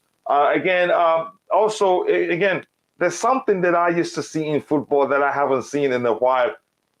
If you watch teams that Van Gaal coach, I think even from Ajax, I think so, Barcelona, when they pass the ball to the goalkeeper, they understand there's a chance he misses it. So usually the ball is aimed at an angle that even if the goalkeeper misses it, it becomes a corner kick. But I don't see it that much that day. But I started seeing it because I loved Van Gaal then. I loved watching his teams, Barcelona team, and also his. I think it was Ajax too. Correct me if I'm wrong. Right. If they want to pass the ball back to the goalkeeper, they do it at a slight angle, and it makes sense. So even if you miss it, but again, you beg the question. I think the goalkeeper has to be the one to position himself where the slight angle will be possible, or else he'll be running to ball and maybe miss it. Mm-hmm. So it works both ways. So 50% of that plan will be the goalkeeper positioning himself at a slight angle so that the player passes the ball in that manner also. So if he misses it, it goes to corner kick. That was just awful to see yesterday. You wanted to say something, Rodriguez? No, I agree with you. I think I also blame the goalkeeper positioning as well. I don't know how he came out, or maybe he should have shouted at Rhys James. Maybe because he's a third choice goalkeeper, he doesn't have the confidence to shout at.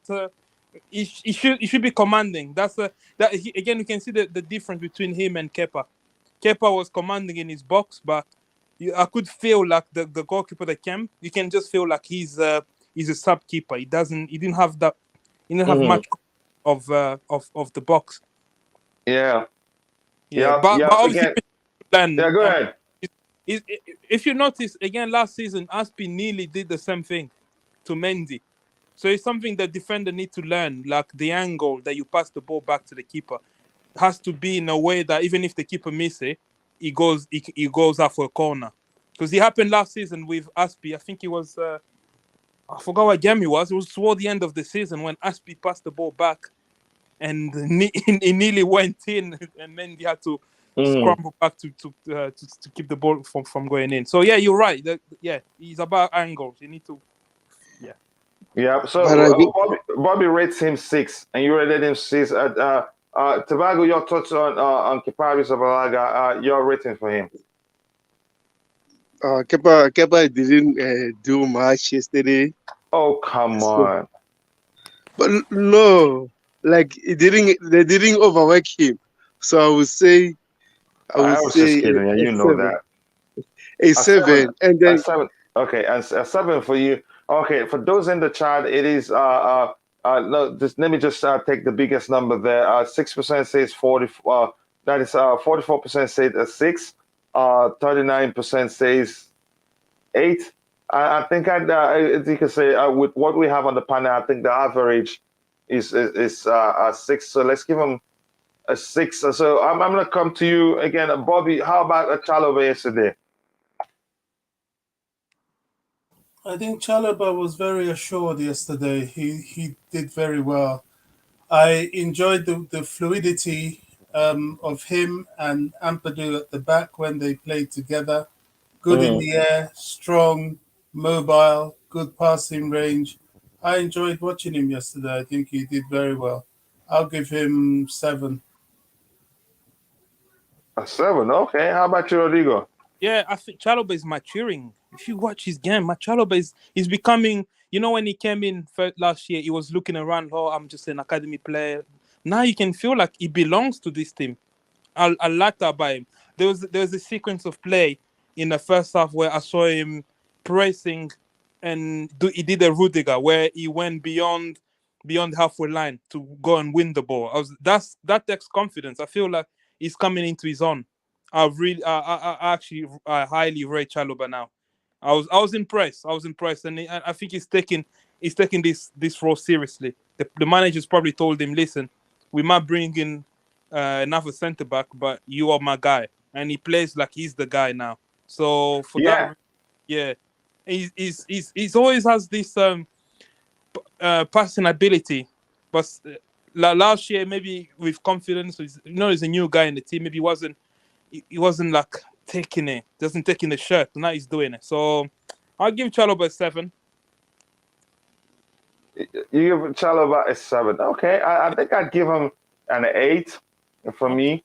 So we have 2 7s from the panelists. Again, quickly here, it says like the video, guys, subscribe if you love what you're seeing. Not easy to put out this amazing work out there. Again, thank you to all the panelists. That's why the panels and those in the chat are the reasons why people love to come and watch the Blue Morning Show. But this is not necessarily the Blue Morning Show. Or watch the shows in just a perspective. Yep, thank you. I say some so-called fans in Facebook selected Kepa. Some knowledgeable people blame Kepa for the goal. Oh, okay. This right there. Again, people are like that. Again, it happens. We're humans. We make mistakes. I don't know how else to phrase that. It says 155K. Keep on making it up. Again, Kepa did what normal human like us did. It can happen. What are you saying? He didn't do anything. He didn't do anything. It was Bettinelli. Yeah. and just this literally happened after that's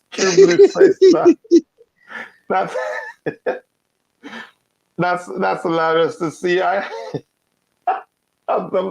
Stop, good.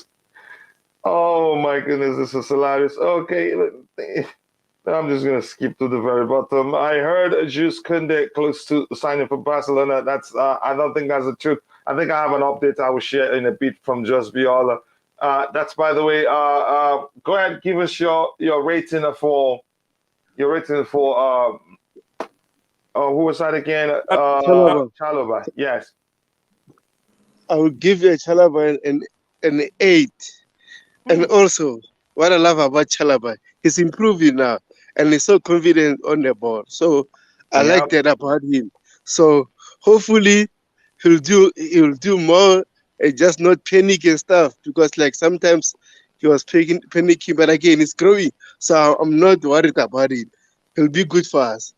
And then I want to say something. Just Viola said it here, and she says she hates back passes, and I agree with her, because I hate back passes and blind back passes, because like sometimes you can pass backwards and then not noticing where is the goalkeeper or your teammates, because sometimes you might do an own goal, just like yesterday. Here's the thing, Tobago. I get your argument, but back passes are actually it's become part and parcel of the modern day game, because it's not going to change. Because the goalkeeper the goalkeeper is an additional. You can count. Because in most cases you should be able to orchestrate a great pass, long pass from there, and catch the opposition, by surprise, hit a good pass in behind them. Ederson, the Man City goalkeeper, does it. And let me explain something. The long goal we scored in the Champions League final, remember the role Mendy played there. Mm-hmm. They were pressing us hard. They were hard on us. And, they all the time, almost nearly all the time, Man City play high line, even if they're playing with a very good team. So they were pressing us so hard. I think Cesar Spilicueta, I think he was the person that returned the ball to Mendy, and Mendy picked out. He picked out Ben Chilwell, who stayed up, and that's the importance of your goalkeeper being able to play with his legs. He found him, and it was Ben Chilwell deliciously dropped it from Mount with one tap. He could have tried to trap it before he moved, but one time he made a good decision just to pass it with a touch, and Mount got it and then found played in what's his name, Kai Havertz with the threaded, a delicious threaded ball. But that's, by the way, my argument is that it's become part of the modern day game and it's never changing, because it is strategic. If you have a goalkeeper who's that good with his feet, what happened yesterday shouldn't happen. Again, as much as we will blame the goalkeeper partly, I will blame the player also passing the ball. I think he was a bit too casual about it. I think he didn't really measure. It wasn't that accurate.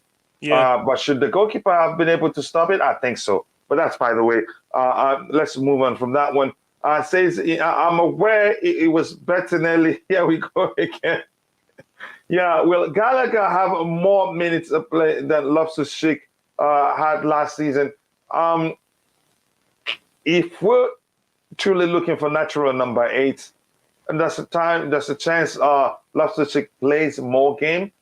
Even I think Thomas Tuchel experimented playing him on the right-hand side, where you could argue the day he played there, did he play there against Madrid? But he played there against Southampton, I'm sure. His primary role wasn't to defend. But yes, you should make up the numbers when we're defending. And he executed it quite well because he supports the midfield. He was gliding through like he usually does. Where I don't want to see him again, I don't want to see him play as one of the 2-6s because he can't read the game well enough to break up opposition play and all that. But that's, by the way, I'm going to move on anyway from that. I that's something I don't want to go into right now. We have, again, says people were blaming Kepa for Bettinelli's errors, so I decided, why not Mendy?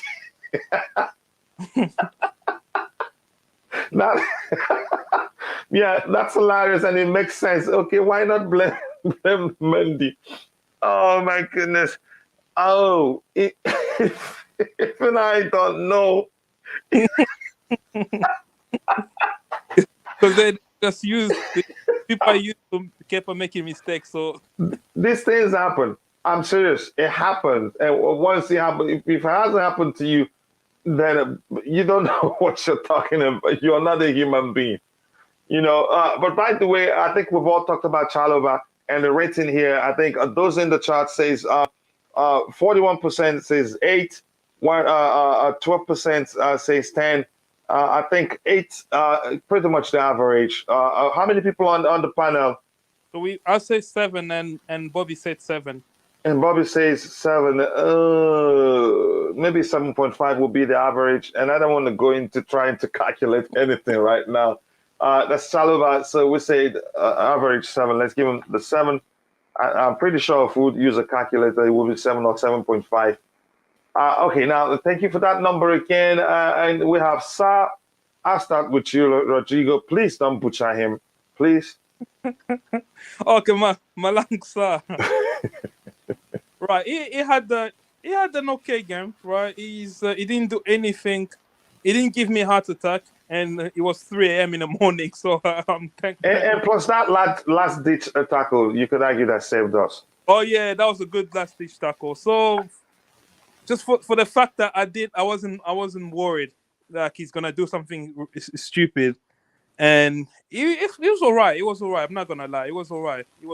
He didn't do it. Yeah. One thing is, did it link well with? Yeah.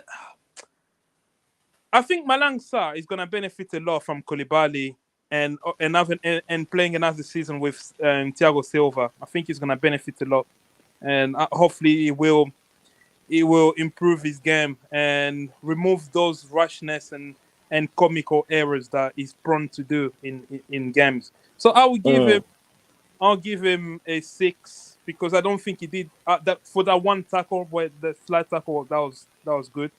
So yeah, I'll give him a 6. He wasn't as confident on the ball as Chalobah, because Chalobah was progressing it in midfield, but I didn't see Malangsa doing that as much as Chalobah did. So I No, give him Chalobah is ahead in terms of his yeah, development. I think it feels at home already. yeah. Usually I give Malangsa his base rate is always 3, but now I won't be harsh this time. I think I'll give him a 6. He did all right. We kept a clean sheet when he was on the pitch. Yeah, yeah. And again, I always argued those games that were butchering the kid for those were games we didn't have proper protection from our midfield. We had lots of injuries then. Coach, But Arsenal, yeah, but I don't think it's an argument I can win because there are more people that hate him. Coach, the Arsenal game, the mistake that Nketiah scored, that's comical. Anyways, I'll let Just go away. I know I was never going to win the argument, but I still make my case whenever I get a chance. We have 67 people watching, and we have 89 likes. That's 11 more to get to 100. I sincerely appreciate it. If it can help us reach 100 likes, then we'll see how soon we can reach 200.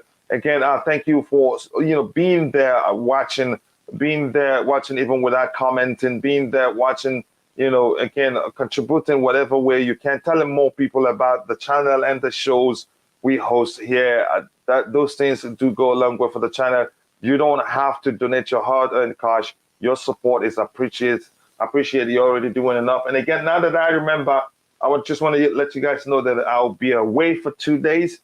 My boys, they were born in the same month, so just 2 days apart from the days they were born in terms of their birthdays. So I will promise to take them out again to where they want to go, and I'll do that for Monday, Tuesday, and come back Wednesday. I really do miss the show, but I have to put my family first. But I hope you guys understand and bear with me. Says it's time people moved on from errors 3 years ago, or it's let's mend this mistake. All three at once. Yeah, I don't want to argue that. Nobody is perfect. Again, sometimes they just overdo it, and that can be very, very annoying. So let's see. We just rated Sa, and let's see what those in the chat are saying.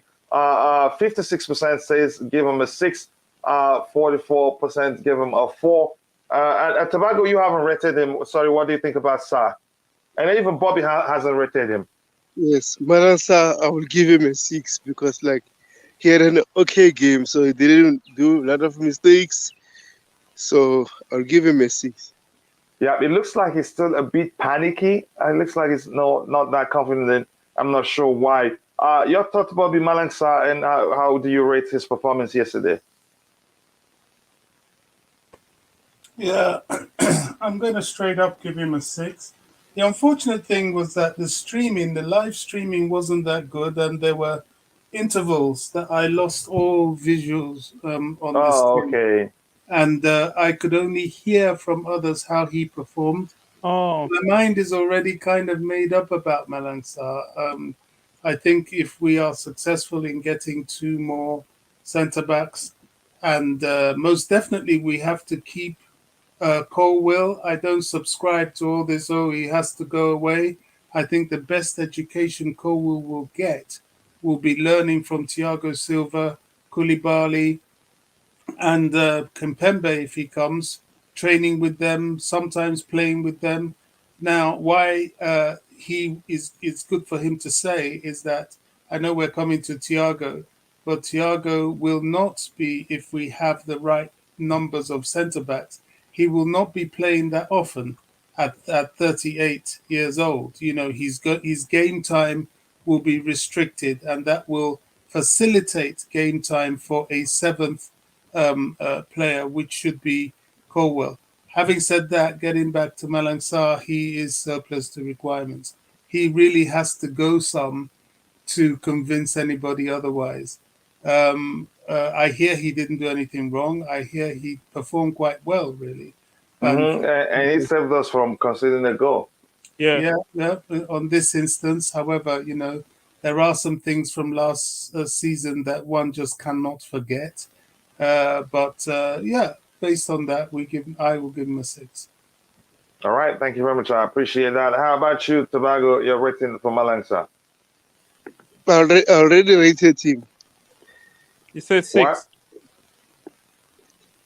What number did you say? 6. Okay, a 6. That's fine. Okay, let's just try and move quickly. I think 6 is the average because 50% there say 6, and others will divide. The order rating there. Let me start with you with Thiago Silva. Tobago, while I'm still with you. The Rolls Royce, the main man, Mr. No Mistake. Yeah. For me, you could argue that. I'll give him 8.5. Because he's so good on the. Yeah, go ahead. Yeah, he's so good on the ball.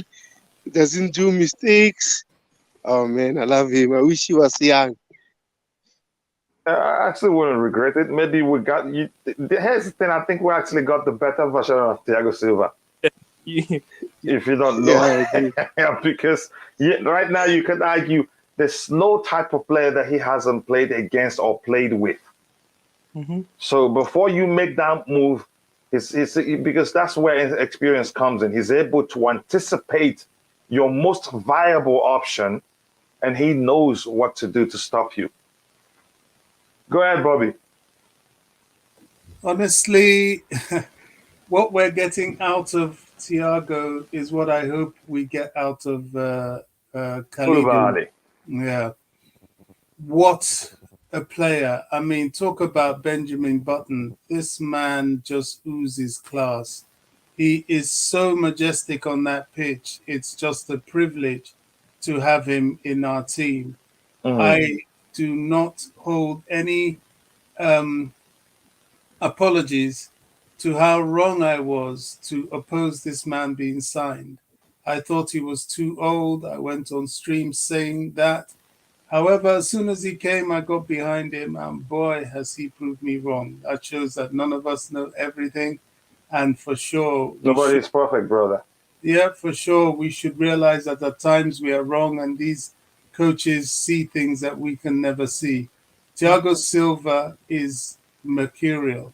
This was a nothing game, but for the fact that at his age, he's got fit, he looks trim, he looks sharp, he looks ready, he performed well, he had a goalwood header save. I mean, what can I say? I have to give him a 9.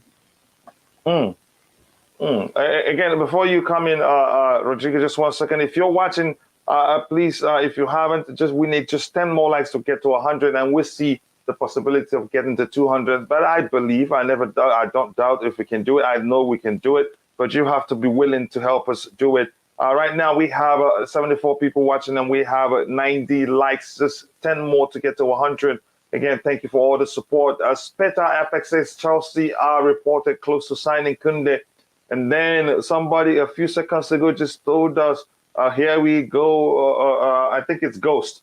Fabrizio Romano says Kounde to Barcelona closer than ever. Here's it. Again, I heard Jules Kounde is close to sign to Barcelona. That's what I'm saying. It's everywhere. Again, I don't want to get in. We'll see what happens. If we don't get him, I'll be fine. If we get him, I'd like that to happen. Here we go. I think I read that too. I saw his loan material. Maybe the championship level will help him develop. That may well be the case, and there's a chance Thomas Tuchel loves him enough. I think he looks like he likes the kid, and probably if I were Thomas Tuchel, I wouldn't let him go. Or he just give him the confidence he needs. As some arguing, he underperformed because of I miss Thiago. He underperforms because we had injuries in the midfield. Then I miss Thiago Silva at Milan. Biggest mistake to sell him. Again, you guys needed the money then, and you moved him on. That's just that. And I think he played under Carlo too. Chelsea are close to signing Kimpembe. I'm seeing that myself, and thank you for that update. I appreciate that. If you're in the chat, if you see any transfer update coming with it, with that, see if you can DM me with the info. Fine.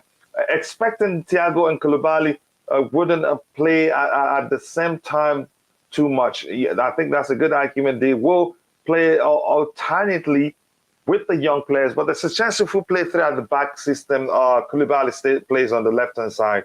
And boy, good luck to the opposition attackers. That's how I'm just going to say it. Coachila, there's no update from Fabrizio Romano at all. Thank you. You just, that's a very polite way of debunking Ghost's update, but I appreciate that. I got to say, Coach, sometimes we get people post things in the chat that is just, I mean, why post that? It's so easy to check. He did not say that at all. Yeah. You know, I don't know. We get some. I think you get one or two people on here that are Chelsea detractors. They're not fans. They just want to troll. Fans. Yeah, want to trigger us. Yeah. Where is Barca getting all this money from? I'm moving on. I'm moving on. That's a relationship I don't want to talk about anymore. If you want to call it that, please. I'm sorry. No, I'm not going to try to answer that.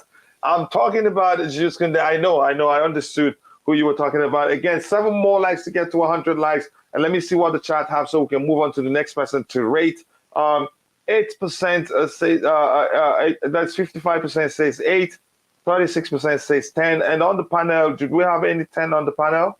No, I'll give him an 8 as well. Oh, you haven't rated, but you give him an 8, right? So let's say the 8 is the average for Thiago Silva. So let's just go with an 8. Rodrigo, while I'm with you, you start with Kennedy.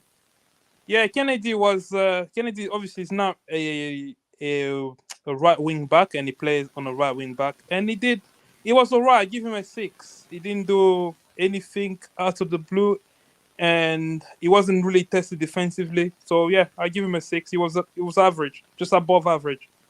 How about you, Bobby? Sorry. Yeah, Kennedy, we're rating Kennedy. I think Kennedy did well yesterday, but I'm still concerned about the defensive side of his game. It wasn't good to see him get himself wrong-footed sometimes, and but offensively he was excellent. He played right wing back, and he didn't look out of place. Apart from that, it was a good weapon. Again, you must consider the application too. His primary responsibility isn't to defend in that approach. But go ahead. Well, at Chelsea, you need to be able to do that. But anyway, to be fair to him, pre-season he came on as right wing back. He didn't really, do too badly. I'll have to give him a 6. How about you, Tavago? Oh, Kennedy had an okay game, so I'll give him a 6. Yeah, let me see the average here so we can move on immediately. And just quickly, I realized you were talking about him. They give us a panic track. Again, a video uploaded on YouTube from Fabrizio. So that may well be the case, because the truth is Fabrizio, before he goes on Twitter and do that, I think he usually uploads to his YouTube. So there's a chance Ghost is telling the truth. Coach, we shouldn't be surprised if Kounde goes to Barcelona. They've been talking. No, I wouldn't be. I wouldn't be. That's the truth. Yeah. And Doc says that they sell their future income again. I'm moving on from that relationship. Coachila, okay. Yeah. Thank you. I'm not going to say anything to you. You need double N's? No, I actually ended it. I don't know what she's on about. Because she's playing the I ended it without a Y. And even after she said, yeah. I have to say, yes, it is possible still that Jules Kounde could go to Barcelona. Yeah. But we don't have to, lie about it. I've looked at YouTube. Fabrizio has said nothing. Why? I mean, this is what. So let's just move on. from it. Yeah. Again, I could. Why didn't I argue that it was intentional just to get you to say something? But just just go away. Just go away right now. Bobby, have you read? You've rated Kennedy. You did. Rodrigo have. Tobago, have you? Kennedy, yes, I did. I did. A 6. Okay. Yeah. I think we have an update from Simon Phillips. Tobago, if you can share it with me so that I can share with people in the chat. All right, that's fine. Again, a 6. I think 6 is the average. Yeah, even 56% in the chart gives them a 6. So let's go for a 6 here. And Tobago, while I'm with you, okay, let me just, you're probably searching for something on Twitter right now. Rodrigo, let's start with you, Barkley. Your rating. Zinedine Zidane of preseason. Yeah, the preseason Zidane. And actually, he got outshone by his midfield partner. He didn't. Yeah, it was all right. Again, I would give him. He was average. He was hiding. He wasn't looking for the ball the way he always does. Mm-hmm. So for that reason, I give him a 5. Hey, how about you, Bobby, for Ross Barkley? Sorry, Ross is disappointing. Mm-hmm. I don't know what to say. I mean, what do you do with a conundrum like Ross Barkley? Sell him, give him away? I don't know. The inconsistency levels is what's most frustrating. He can 1 minute act like he's, this fantastic player that will add to goal scoring solutions. The next minute, you wonder why he's on the pitch. I'll give Ross a 5. He didn't play that well. How about you, Tobago? You ready to rate Ross? Yes, Ross Barkley, I'll give him a 5 also. He didn't have a good game, so yeah, man. Anyway, it's one of those players we need to sell, but again, his salary is causing more trouble because we can't release him or sell him. He ghosted in that game. I didn't see him one bit, and I'm not sure what happened. Again, let me see what the chat has to say about Ross Barkley. Again, he's one player I don't know what happened to his career, and I was hopeful he does well out Chelsea. Oh my gosh, nobody likes him. That's really painful. Again, 57% rated him a 4. I think you could say that's the average because 57% is huge. Oh my gosh, that's not nice. Tobago, while I'm with you, let me start you with Gallagher. Your rating of him. Conor Gallagher. No, I said Tobago. Yes, Conor Gallagher. I think Conor Gallagher had a good game yesterday. Even we didn't expect him to play as a 6. He did well, so I'll give him a 7.5. 7.5. Oh, how about you, Bobby?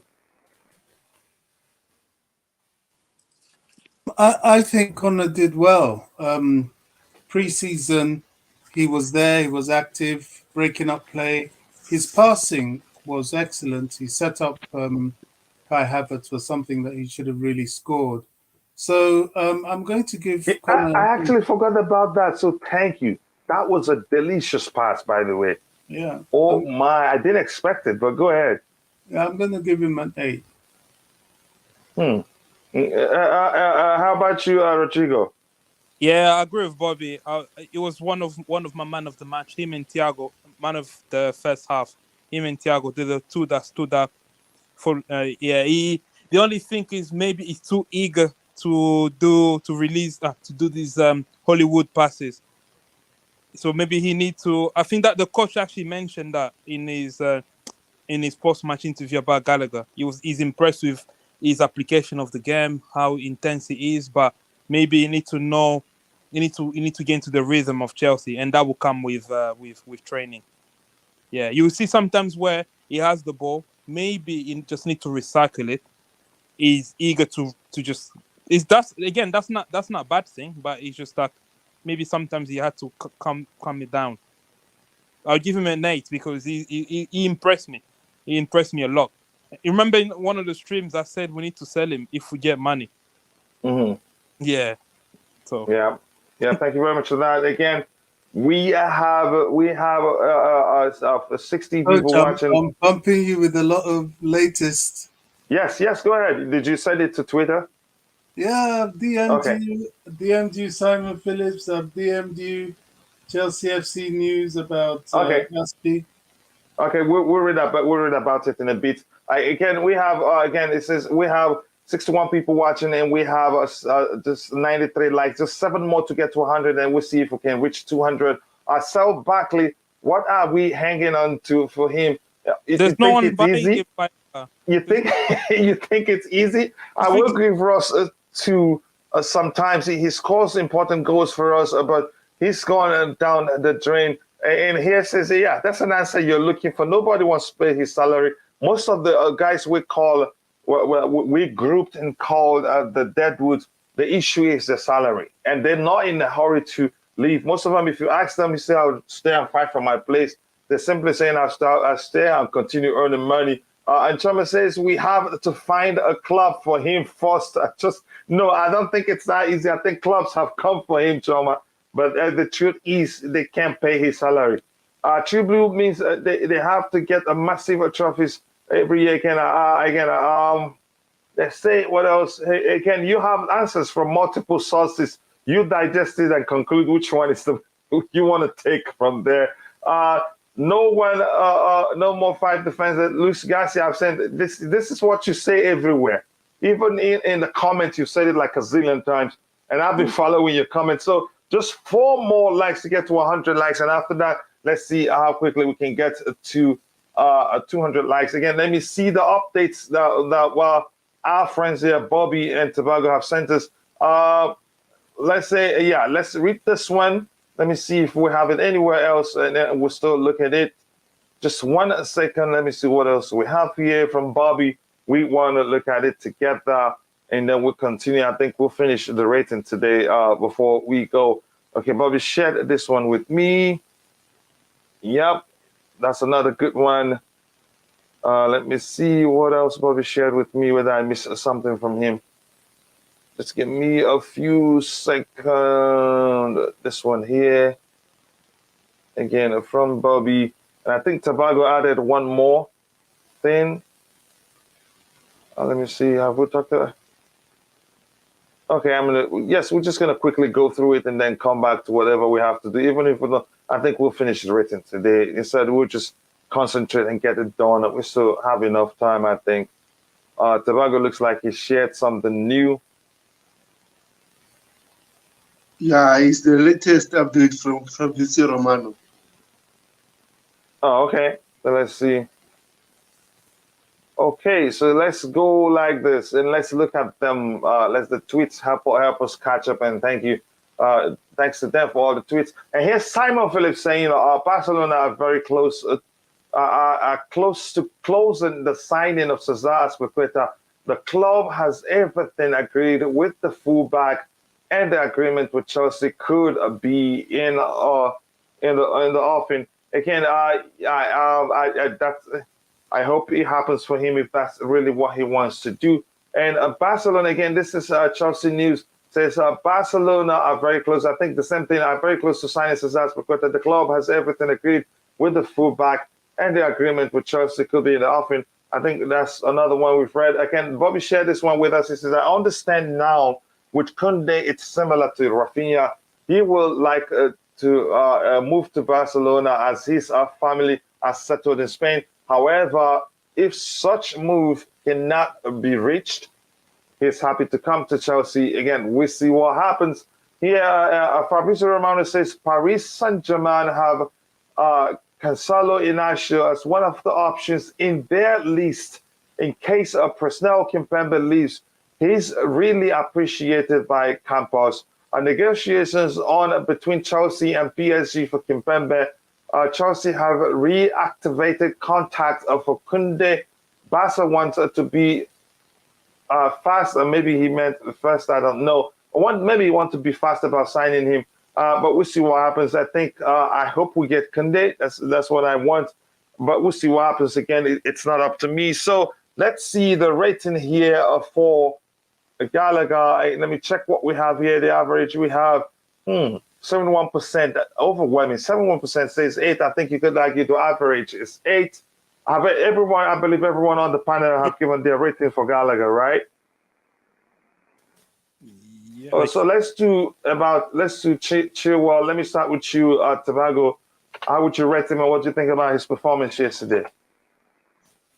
Chilwell had an okay game because like maybe he was so soft because like he had an injury, so he was just playing ball safe.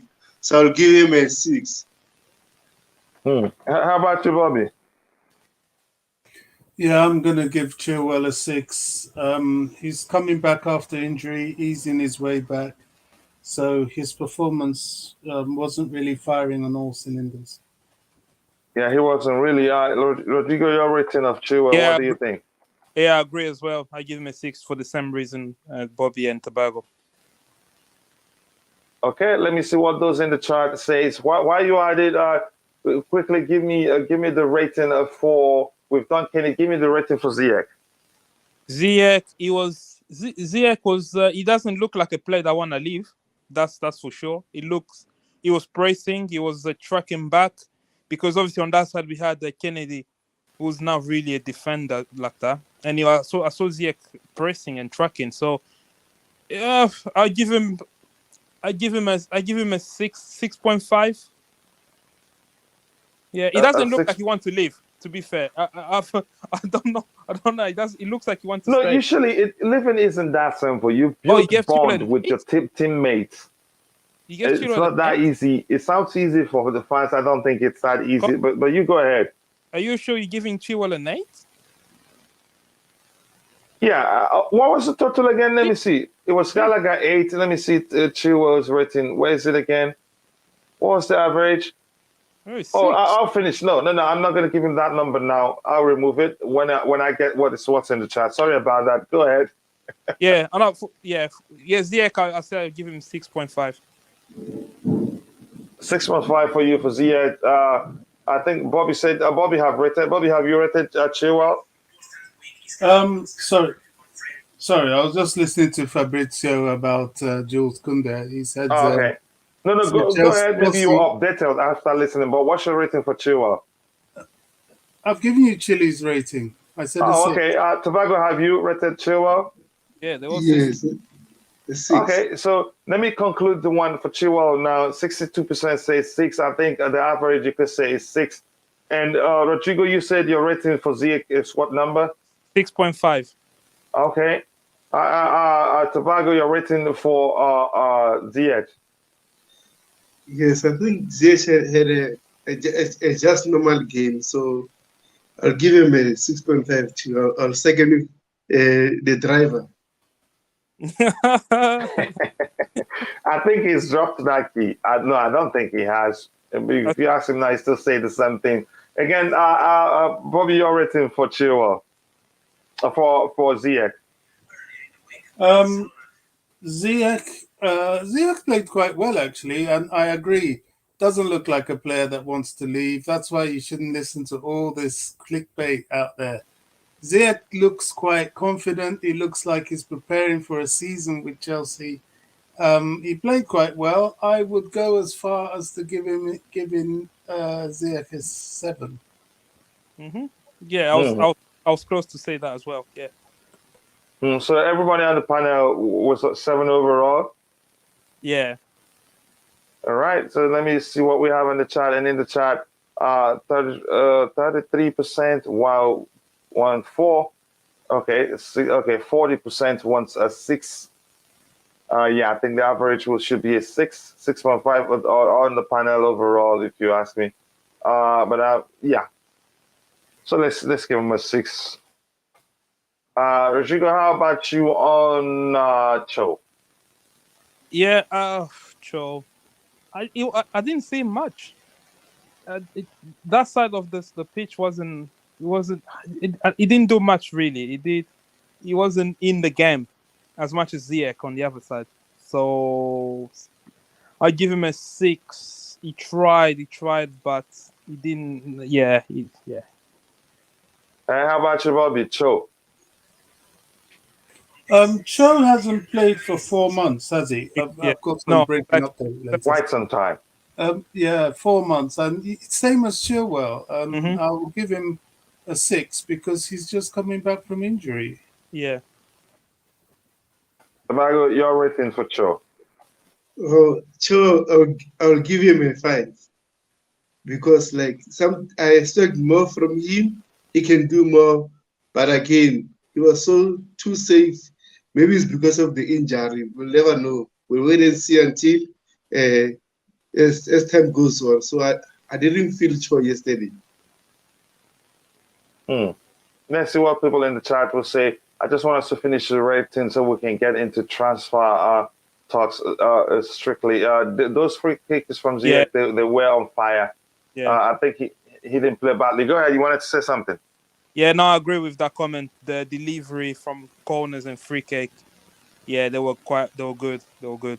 We don't have Yeah. anyone at this technique in our team. No, we don't. That makes me wonder why the club would even consider selling him. But there's a chance we're not even talking about that because what's the holdback? Why haven't we had so much about it now? And if the rumors were as serious as we were hearing, the manager wouldn't waste a time. Exactly. His time fielding him. He'd play other players. When he changed his agent, everyone was so adamant that he wanted to leave. Because if he did, Todd Boehly would have done the same as he did with Lukaku. That's why I don't believe he's actually went to the manager and said, I want to leave. I don't think so. Yeah, I don't think so either. I think it's just absolute nonsense. And again, how does somebody saying letting you know he fired his manager and he'd be handling things by himself? How does that sound like? I want to leave Chelsea Football Club. Does that sound like that to anybody? I don't know. I just don't know. Okay, but that's by the way. Cho rating 67% says they rate him a 6, and I think 6 should be the average here because pretty much those on the panel, I think around that number, right? And for Havertz himself, he's gonna suffer. I know. Tobago, you start for Havertz. Then Kai Havertz, I'll give him a 5. You give him a 5. Why did you say a 5? A 5. Like as I was saying, like I think like he was so bullied, and then that chance he missed should have done better. But again, it's just preseason. He'll do well next time. But I didn't feel the Kai Havertz. It didn't do well for me. How about you, Bobby? Your rating for Havertz? Havertz. Sorry, I need to turn off. Havertz was a bit disappointing in that one thing I don't want to see is this missed chances again. His positional sense. I mean, Havertz is a wonderful player. He's got great positional sense, pace, mobility. But I won't forgive him for missing things like this. He had an excellent ball. I mean, at least test the keeper. So I'm going to give him a 6. Okay, Rodrigo, your turn. Yeah, again, obviously that the missed chance, but he did quite a few things that I like on his game, like his movement, his pressing. He's always gonna give you 100% in the way he plays, but he's just at the final product when he's one-on-one with the keeper. There was another chance apart from that. There's another one. I don't know if he took a touch and then the defender closed the angle and a kick, and then we had a corner. Again, I felt like he could have done better with that chance. Yeah, I don't want to see these missed chances next season. If we're gonna rely on Havertz, because at some point he has to be the main guy in attack. So he needs to fix up. I don't know if it's his concentration or maybe he needs to stop pressing too much. So when he get into the box, he's tired and he's not focusing enough. I don't know I can't explain why he keep missing easy chances. So having said that, I'll give him a 6. Yeah. Okay, let me see what the chat has to say here before we move on to anything else we have to talk. And if you're in the chat at this time, if you want to, just go ahead. If you have a question, shoot it, and we'll try to address it. Havertz rating 50% says 4. Oh my gosh. 38. Rodrigo, what number did you give him? 6. 6. Bobby, what's the number for Havertz? I think Bobby said something like 6 too. 6, yeah. And Tobago, what's your rating for him? 5. 5. So you can say the average is actually 4, even what we have on the screen there. So, okay. I feel bad for him. I like it so much, but again, believe me, I get the argument there. Werner looks sharper than him. Ironically, Werner actually missed his first shot yesterday, and the follow-up, he got it right. And you see people talking about him in the stories. You cry. That's so sad for King Kai. Yep, I feel bad. I don't want to see him. Okay, now, just was, however, due to how long the situation has dragged on, I understand now it's more similar to the case of Rafinha. I think we dragged it on so much, but it's nobody's fault that it was dragged on so much like that. I think there's a chance it still comes for us, because if you don't see a possibility of him coming to us, I don't think we'd be going after him now. Again, we have 52 people watching still. That's still a lot of people, and we need just 3 more likes to get to 100. So if you haven't, please take a second to, like the video, and also do subscribe to the channel if you haven't. Kounde brings experience, and I'm looking for anything that we should be looking at aboard. Does it really matter if we don't get Kounde? I actually don't think so. No, I don't think it really matters, but you're gonna need a competition for. We're gonna need a competition for what's his name, Chalobah, so that he grows better. Ampadu can play that. As much as I like Ampadu, I think I wouldn't play him in that position. But again, we need at least one CB. I think one will be good for us. Yeah, I don't think who will be what? Getting one more center back rather than buying 2. Because like if you can see, Kounde, his price tag is almost 60, 65, same as Kimpembe. And then if you're going to buy both of them, will be 100 and something. So that will cost us buying another target. So we'd rather get one of them, and then Chalobah is there, and then Ampadu is there. Maybe if there's a space for who's this guy, this kid, Colwell, and then we can use the money just to buy a wing back. We'll see, man. Yeah, I think we'll see. I don't know why we're talking. We're looking at some wing backs, but I heard we're serious about Klaus, but nothing further after that. So thank you for the Just Viola for the updates, and my brother here, Again, if you haven't, please take a second, go check out Tobago's YouTube channel, and be sure to subscribe and let him know I sent you. His YouTube channel is called The Coolest Charles. Again, go follow Rodrigo on Twitter. Follow Bobby on Twitter. I'll try to share the link to their Twitter in the chat, so you can go follow them. Again, it says Kounde would be keen to join Barcelona, and Barcelona want to move fast because Chelsea are preparing new discussions. But here's the thing: if Chelsea are preparing new discussions, then Sevilla will be hoping to get more money.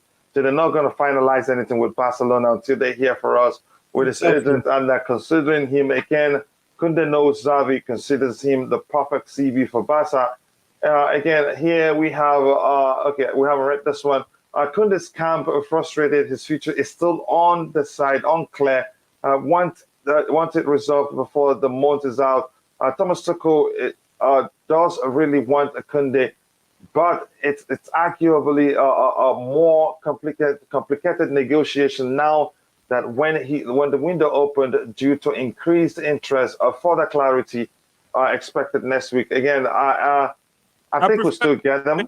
Go ahead. I prefer we go in all out for Kimpembe than Jules Kounde, if I'm being honest. Why do you say that? Because I've watched. I'll be honest. I've watched Kimpembe. Sorry, Kounde, and I don't see anything special. I'll be honest. I don't see anything special. He's a good From player. Kounde?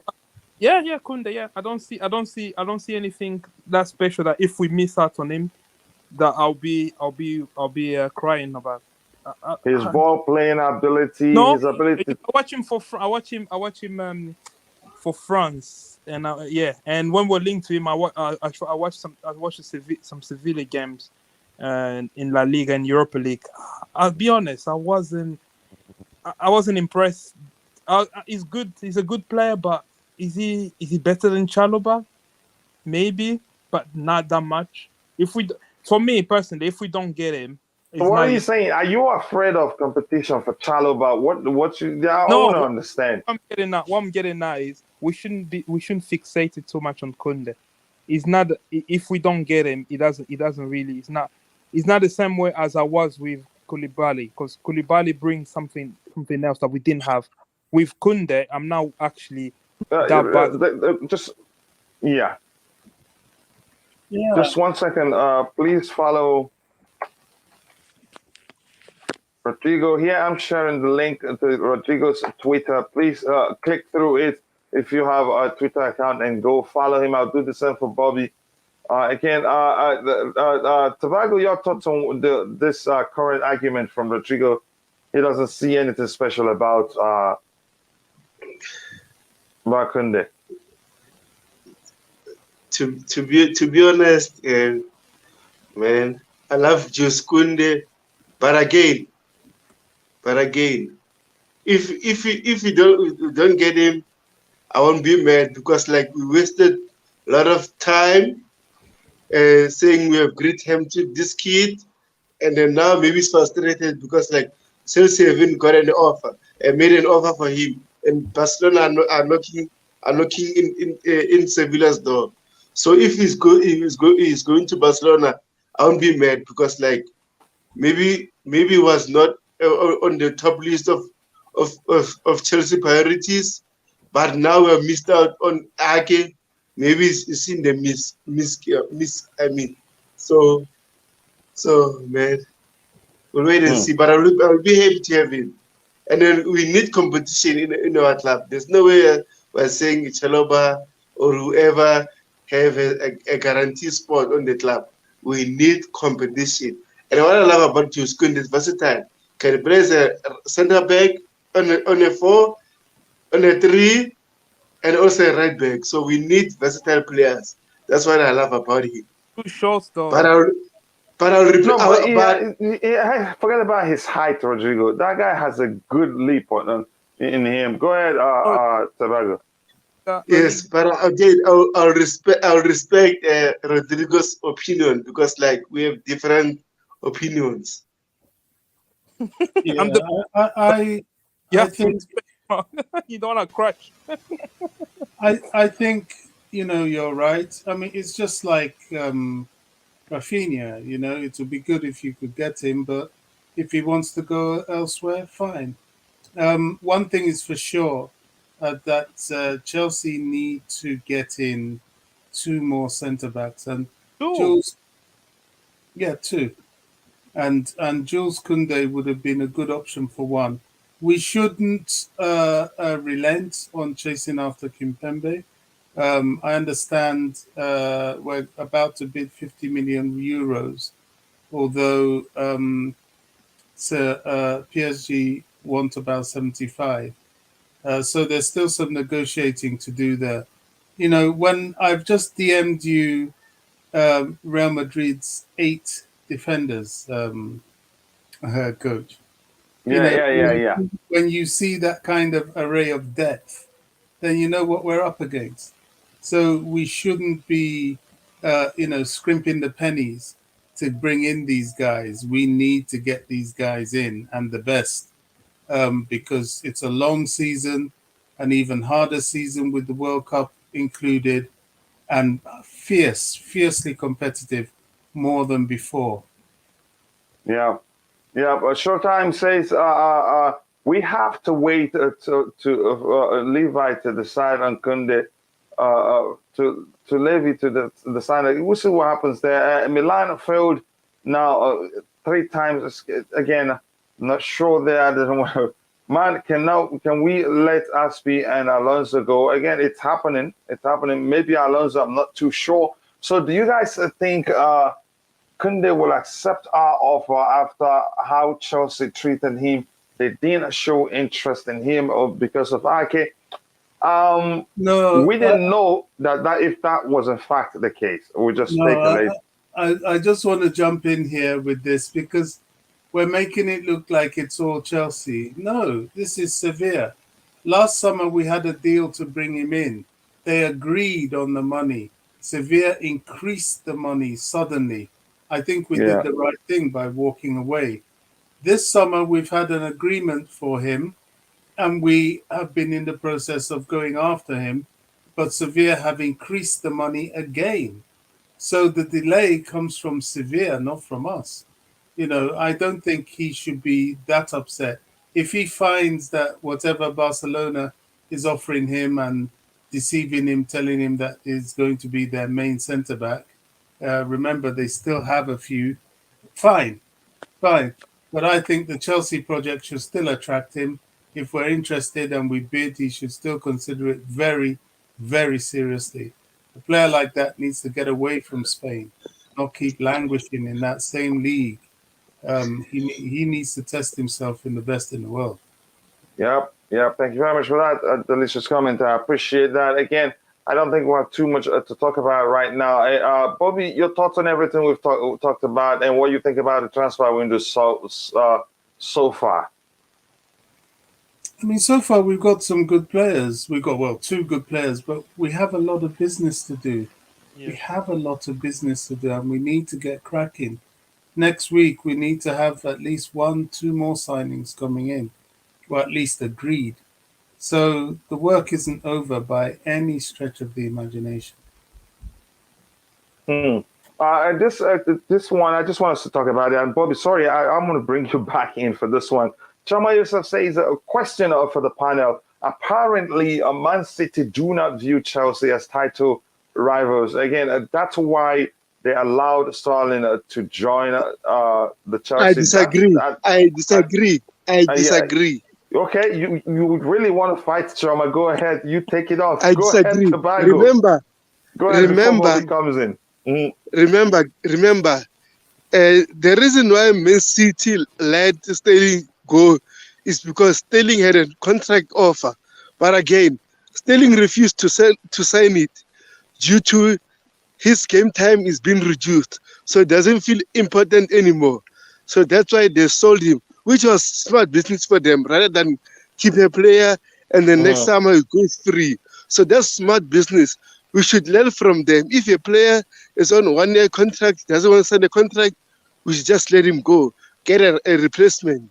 So this thing of saying City stole Sterling because Chelsea is not rivals, that's wrong.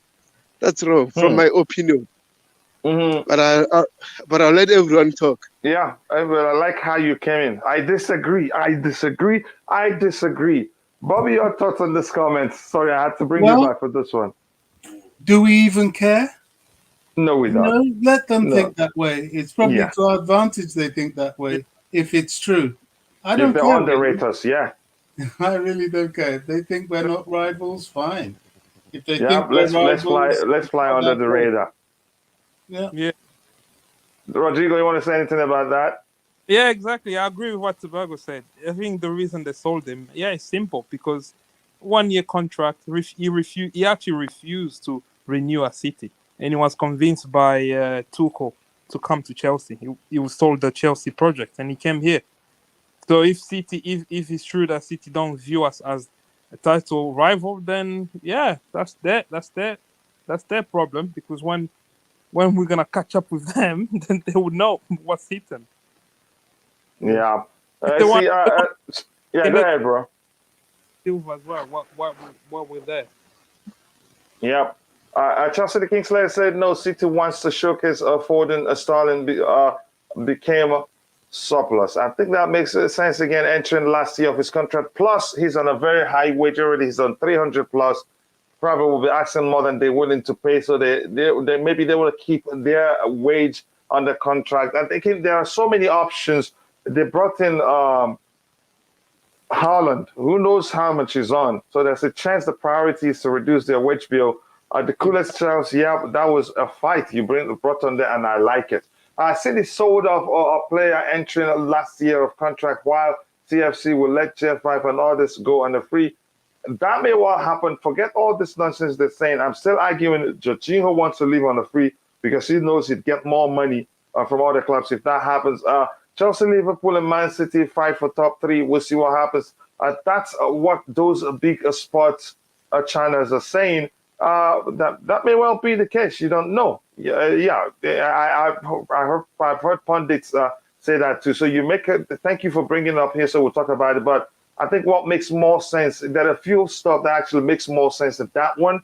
Man City will always know that Chelsea, will be a pen in the neck for them if you want to see it that way. It could be because of their wage bill, because after signing Haaland, they need to reduce their wage bill.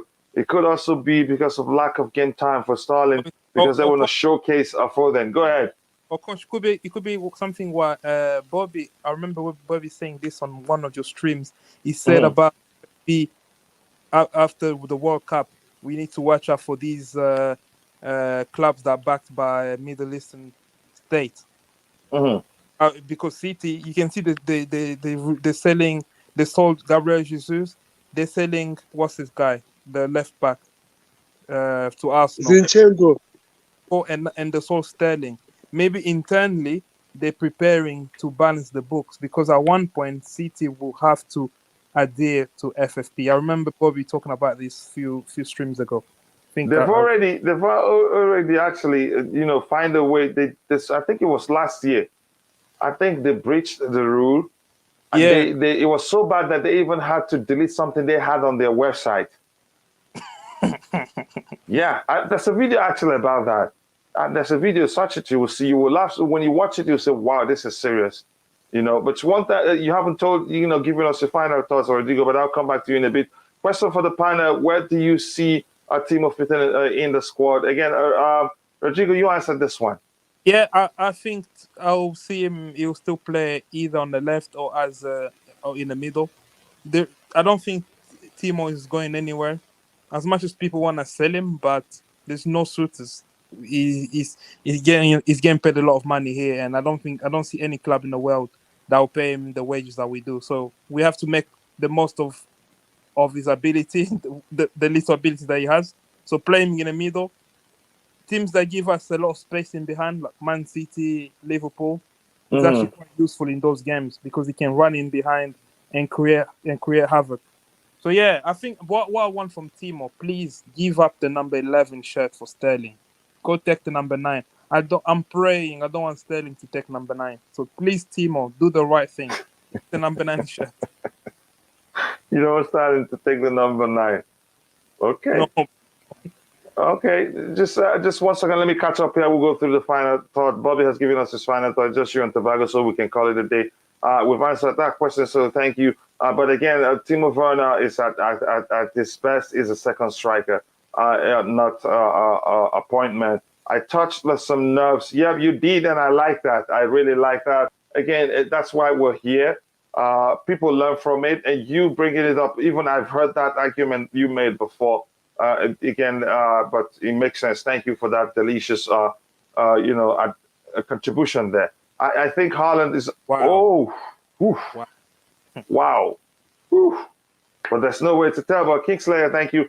Can we cash in on J5 as we Alonso and give Kante a new 3-year extension? That is showtime. The way he likes to operate. I think his other client, Romelu Lukaku, has gone to Inter Milan.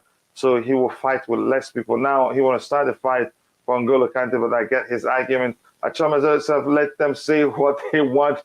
We're going to play who took who once. It's as simple as that. Yes, nerves. Yeah, I get it. The queens of the house are thinking they made us start fighting. No, you guys did not. But that's, by the way, Your final thought, Rodrigo. Yeah, final thought for today. Yeah, I enjoyed the game yesterday, and I'm looking forward to more preseason. I'm quite disappointed we couldn't bring in more kids. I was really looking forward to see Billy Gilmore. I wanted to see a bit of that, and Colwill. So I'm watching. I hope they'll feature in the next game. Yeah, and I really, but we need to all be prepared that one of these youngsters will have to leave, and I just don't know who's gonna stay. And I hope at least Ampadu and Gallagher stay. What's gonna happen to the other youngsters? God knows. Yeah, that's the truth. Again, I want Timo Werner gone before I start hating him. Okay. Timo plays a lone striker for Germany, but has a signing in Gnabry. Yeah, feeding him around. Again, I'm just referencing his spot, when he was 2 years ago or 3 years ago at Leipzig, how well he did as a second striker. Starlin takes the 10 shirt and give the waste man Pulisic number 9. That will never happen. That will never happen. Pulisic, whether you like it or not, from a business perspective, it's a high-profile signing, and you don't want to go to him and say relinquish your number for Raheem Sterling. No, I don't think that will happen. Again, it just has this is some argument. This is a similar argument, not really similar. When Lukaku came, some of my friends argued that he would start taking the penalties. I said no. You don't do that in a club like Chelsea. Jorginho is a vice captain and he takes the penalties and he will continue taking it.